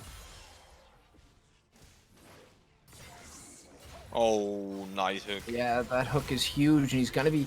No flay, though. Yeah, he did use a flay earlier. Forces out the ultimate from Echo and a teleport from the Ornn. Gunkus Maximus saves his teammate there, and that's going to keep Hydra, firmly in the lead. Oh yeah, like he's playing really aggressive jank, but he's so far ahead, so he can do it. And then there's a nice TB from Gunk to make sure that they don't lose anything from it. Sure, they lose a TP, but now they can use that pressure to go in mid. Yeah, and it was a good force out there. They're just all over the map right now. And Trundle is doing Trundle things to the MF. Yeah, she's forced to use heal. But he flashes, eats her with a bite. Nico goes down.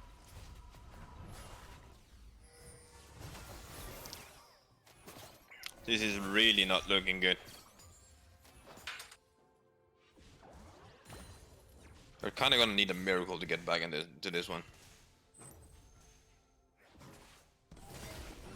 And that's going to be a headbutt from Sejuani. Missed flash from Gunkus. That might be the miracle they're waiting for, but a double headbutt definitely turns this miracle into something that they were not looking for. Gunkus does go down at the end of the day, though. I think it's because Xayah is not able to utilize that ultimate in a way that gets enough feathers to kill them. While that's happening, Wild Star's in the bot lane, whacking away at the turret. He's using his bite as well as an auto attack cancel, so that way he can get max damage, WC attack speed steroid. Trundle does a whole lot of damage to turrets. Yeah, but he might get... Yeah, he's gonna get caught out. Does eat a hook here.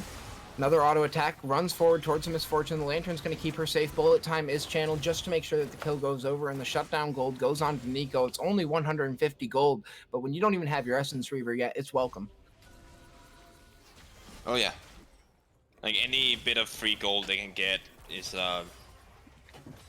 much appreciated from their side of things right now.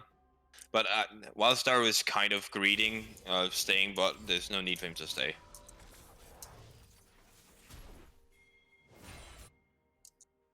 Now we do see the mid lane being contested by both teams, but neither's able to get a substantial shove going on. The top side's really the only place that's felt, enough pressure to have lost a turret, and the bot side now falls with it. So this is going to signal that both teams should be starting to push towards the mid lane, especially with Baron spawning.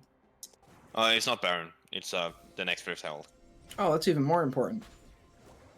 But yeah, like the only bright side from Virgo right now is the fact that Beta Benna is just like, I don't think he has missed a hook yet. Like, he's gonna need some godlike hooks to bring them back into this game.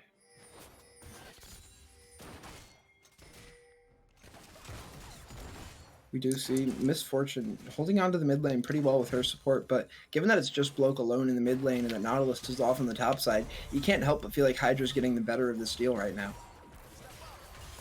Chang is going forward onto In Your Face, lands big auto attack. Dredgeline's going to secure the kill. Hydra has no chance, or sorry, I should say In Your Face has no chance there, as he's just absolutely obliterated by the duo. And yeah, it's exactly what I was pointing to when I say that, Thresh is obviously stuck in the mid lane, Nautilus allowed to roam, free kill.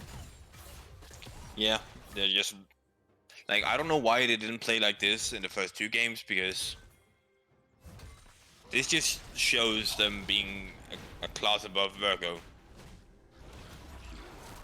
Yeah, game two, That they were sense. definitely behind for most of it. And in game one, yeah. they never really had a firm lead. So this is the first time we've seen them with a lead. And it's one of the things that, I was definitely looking forward to, because I felt like that Hydra with a lead was going to be able to do, just a little bit more than Virgo, because it feels like that they're ready to play for the late game.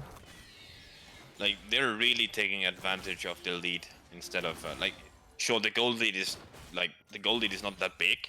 It's only 3k, but it's on the right people. Wait, what? Oh, okay, that was just a level up from Kale. I was watching him do animations, and I was trying to figure out what that one was. I was looking around. I didn't see any invulnerability. I double-checked to see if there was a Soraka on either team. I thought maybe it's a star call. I was really racking my brain on that one for a second. She's just hitting her level 11, obviously 5 levels away from godhood. Yeah, right now the entire gold lead is in mid lane. Like, to be fair, he's not even that far ahead in mid lane. Like, there's only 1200 gold difference in mid lane, and 1k on support, and 700 on AD carry. And top lane is even. Jungle is 400 ahead. But like the gold lead is not that big. They're just using the map so much better. The phenomena you're describing there is called standing gold. The fact that Hydra has 3 turrets and that there's no turrets on the side of Virgo gives them about the gold lead that they have right now in the 3,000 range. All that really means for the state of the game is that Hydra is in charge and in the lead insofar as Virgo does not even the turrets out.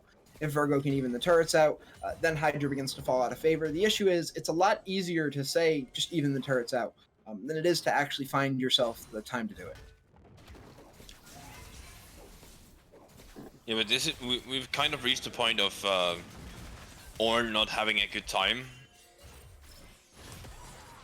Oh, we see a big play coming in here from Chang. He's looking to make a pick out onto Nico. Nico does get a lantern for Thresh. That's going to keep him alive. It's a huge ultimate from Sejuani to get out Gunkus Maximus. That kill's going to go over to Keys, and he is super happy to put that one in his pocket. Now 2 and 3 on the Kale. Just wants to get levels, though, from here on out, and he's only 4 away from Godhood. This Echo needs to move away from a side lane.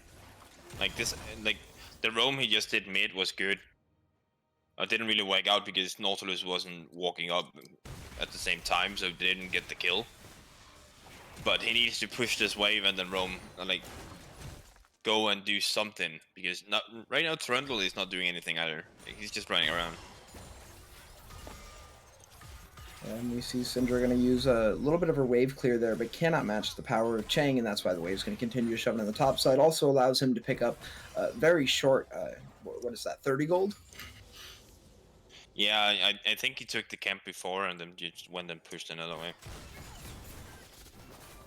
While it's happening, Sejuani is able to get onto her red buff. Doesn't look like she secures it though, because she's forced to come back down into the mid lane with that Rift Herald being channeled. Bullet time used just to clear the wave, but a second wave is coming. This one has no cannon. The Rift Herald is pulled out with a hook, but not able to interrupt the charge. It's going to stop the Herald from being able to push forward, but the turret falls with it. Davendir is able to land a big ultimate down. It's the ultimate used onto Misfortune. Nico's dealing big damage onto the front line, but nothing onto the back line. Avendir is hit by the Ornn ultimate from the front end, and that's how he goes down. And when it's said and done, it's only Andafir down for the team. But Virgo definitely not feeling themselves right now. Recalls being channeled. Nico definitely needs to start that himself. I mean, the fight was kind of close still. With the fact that for some reason Kayle was untouched, and the Kayle ultimate just stopped him from killing Nico. Keep the fight going like this, where Kayle is not touched, then they have a chance.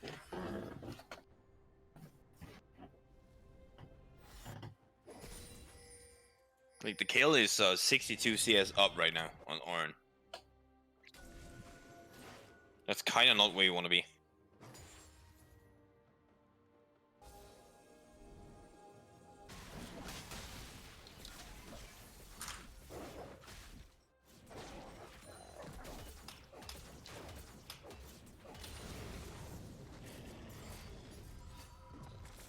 Wave shoving in the mid and top. Echo the lone person shoving in bot side. Not really much happening. They just swapped around where On and Echo is. Like I think Kayle is doing okay into Echo at this point. Even though Echo is on Protobell Lich Bane, like this Echo is gonna one-shot somebody.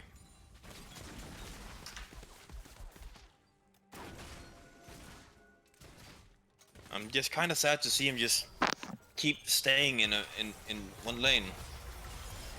Yep, and there goes Chang picking out Keys. Keys has an ultimate though, that's why Chang runs away. Just wanted to try to blow it. Good from Keys to not.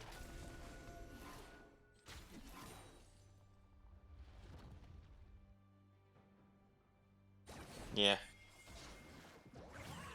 Like I said, not much going on. Kind of hit a stalemate, just waiting for the next trade to pop up. Hey, some good vision clear coming out of Virgo. There were lots of wards in their jungle. They still got some control wards to find. Oh, I love Beta Banner right now.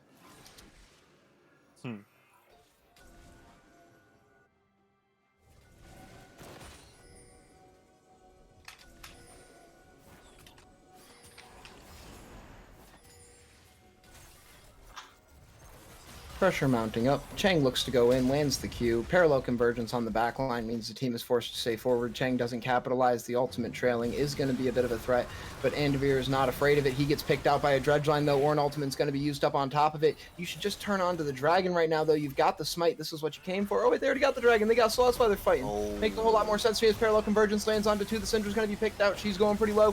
There's a flash from the Kayle, but In Yo Face is still able to pick one out. Great plays there from the Syndra. Beta is 1v1ing the other support on the side as Keys is able to just rain down with auto attacks. Unfortunately, still 3 levels away from godhood. We're really on a clock here because once this Kayle is able to get the levels, everything is going to change. Like they do get soul. That's a good point. Like it's Infernal Soul with an assassin like Echo. That's gonna be make his burst even harder. But like the fights are still like the fights are way too even right now because Gonk is not aiming his ultimate at the right person. Like he's going for the kill. Like he's not aiming at the right person. Like MF was able to just stand there and all. Like Kayle is not being focused. Like Kayle is never focused in these fights. Sure, she has to flash away this time, but that was only because Chang finally decided to go on Kayle in a team fight.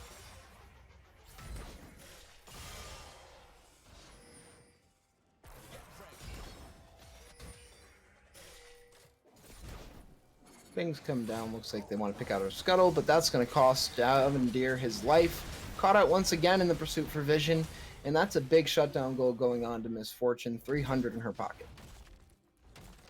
Yeah, like I said, like the game is just slowly coming to a point where Virgo is in it.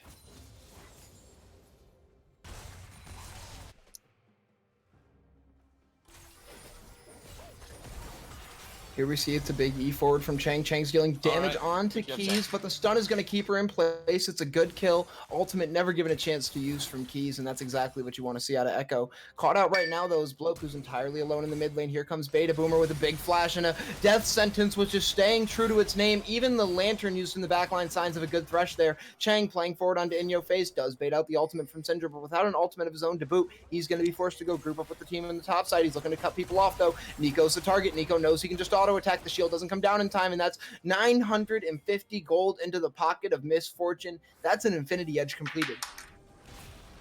Yeah, I don't know, man. This is just going out of control from Hydra. They're kind of losing tempo the same way Virgo did last game.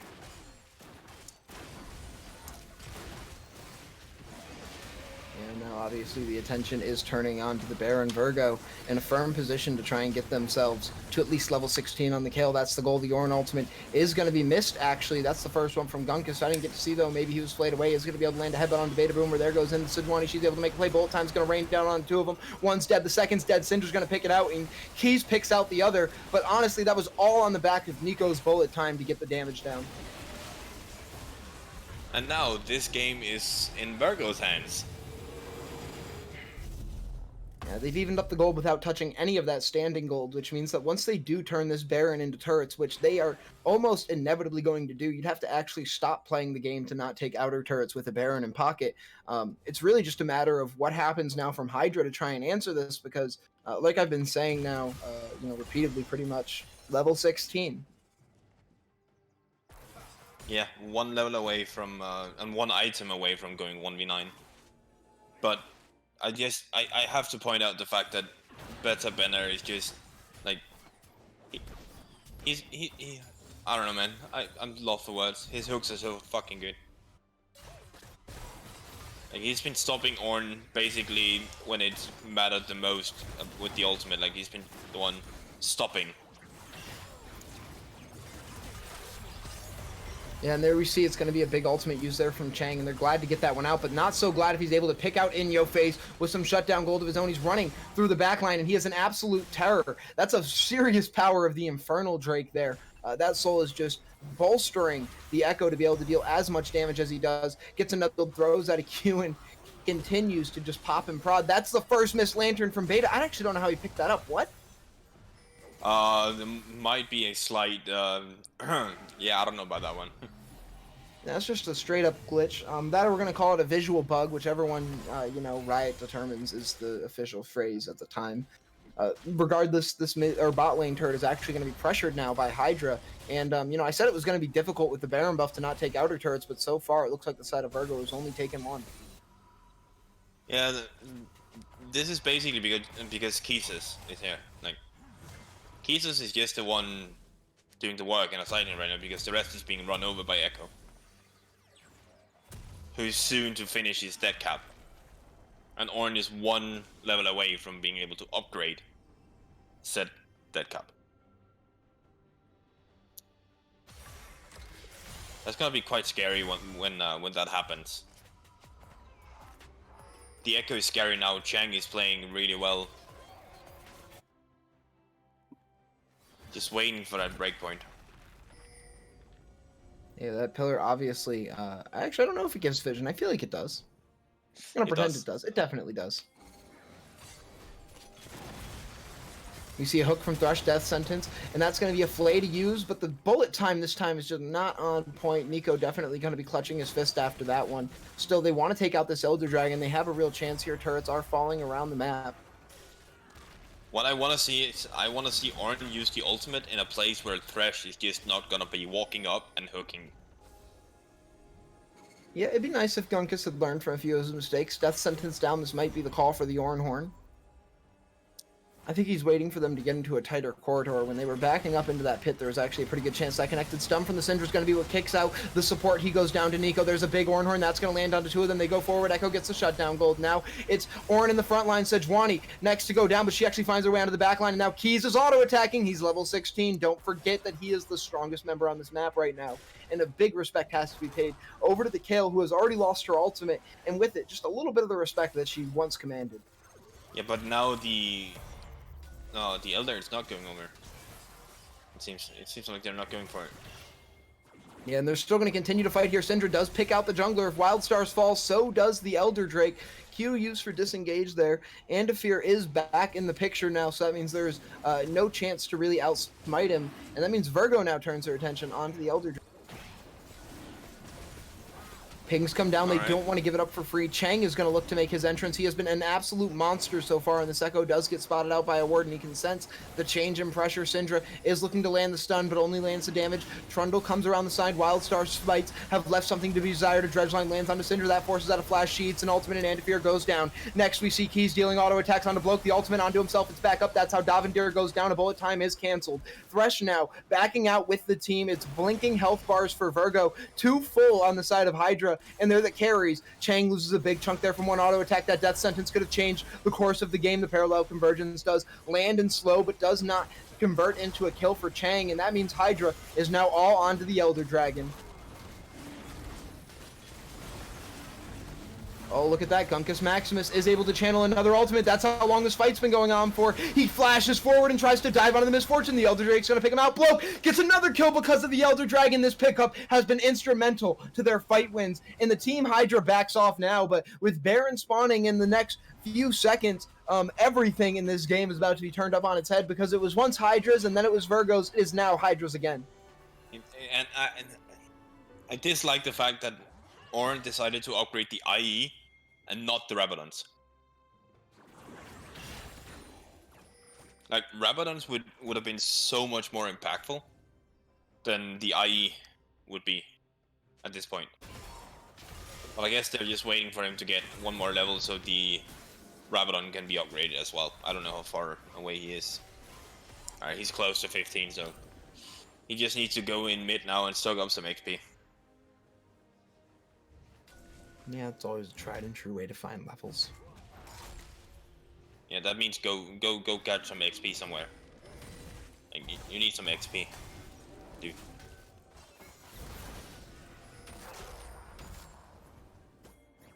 He needs like half a wave. Like, that's it. He needs half a wave of XP.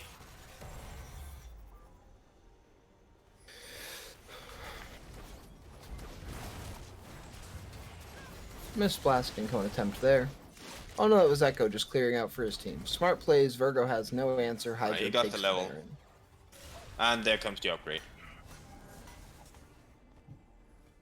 Like, this Echo is scary. He's sitting on 831 AP. He is gonna hurt. Yes.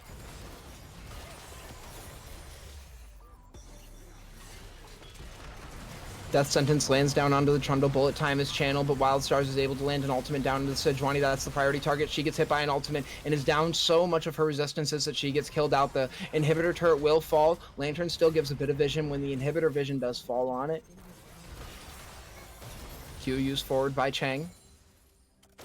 I think they're looking to end here. They have 2 Baroned up cannon minions. This is going to be a big fight for them. It's a Q from Chang. They're able to make the fight. It's a death sentence and a double flay, but they still can't do it. It's against an Elder Dragon, and Bloke is able to pick out Nico, and another falls. It's Misfortune, and with this, Hydra have securely put themselves into the finals. It's an Elder Drake that seals their victory for them, and a Baron which just makes it oh too easy. 32-35 is your official game-ending time. That was, like, I'm gonna put that one on Chang, because god damn, he played out of his mind. Like, that guy just won that game. Yeah, Chang did play absolutely out of his mind. Really showed a whole lot of strength on that Echo. There's absolutely no shame stats to talk about, so we can only talk about the good after this one, and that's that Chang has 29,000 damage, beating out both of the ADCs. Not the ADCs combined, though, unfortunately, even though he's really close to that, only 5,000 lower than both of the ADCs total damage champions combined. The next highest is actually going to be 22,000 coming out of Syndra. In your face, definitely not losing to the Echo, just Chang doing his best job on this map, and that's really shown by the fact that In Your Face has the highest damage on his team, the second highest gold, and he still is, just got his regular share of the deaths when you look at the rest of the team. Chang just played ridiculous. That's all you can say. He really did. Like, MVP goes out to him, that's for sure.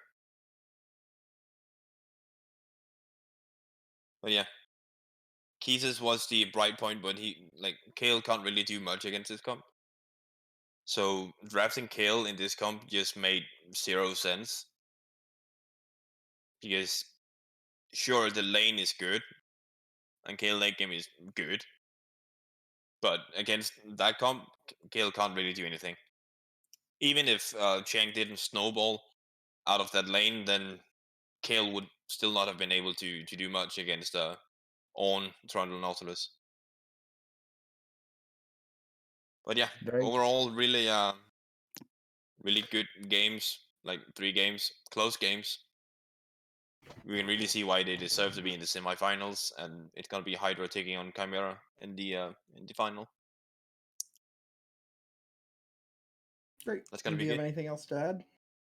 Oh, not really. Besides, this has been fun. Really fun series, really talented teams. That's not the end of the road for Virgo. If you want to watch them, they will be in our third place matchup. But obviously, Hydra's heading over to the first place matchup in the finals. Unless Huni K has anything else to add, I think that's going to be us signing off for SRG. Thank you for joining us for the semifinals bout. It took us all the way to game 3. Great play from everybody back and forth, and there was never one game where you knew who the winner was 20 minutes in.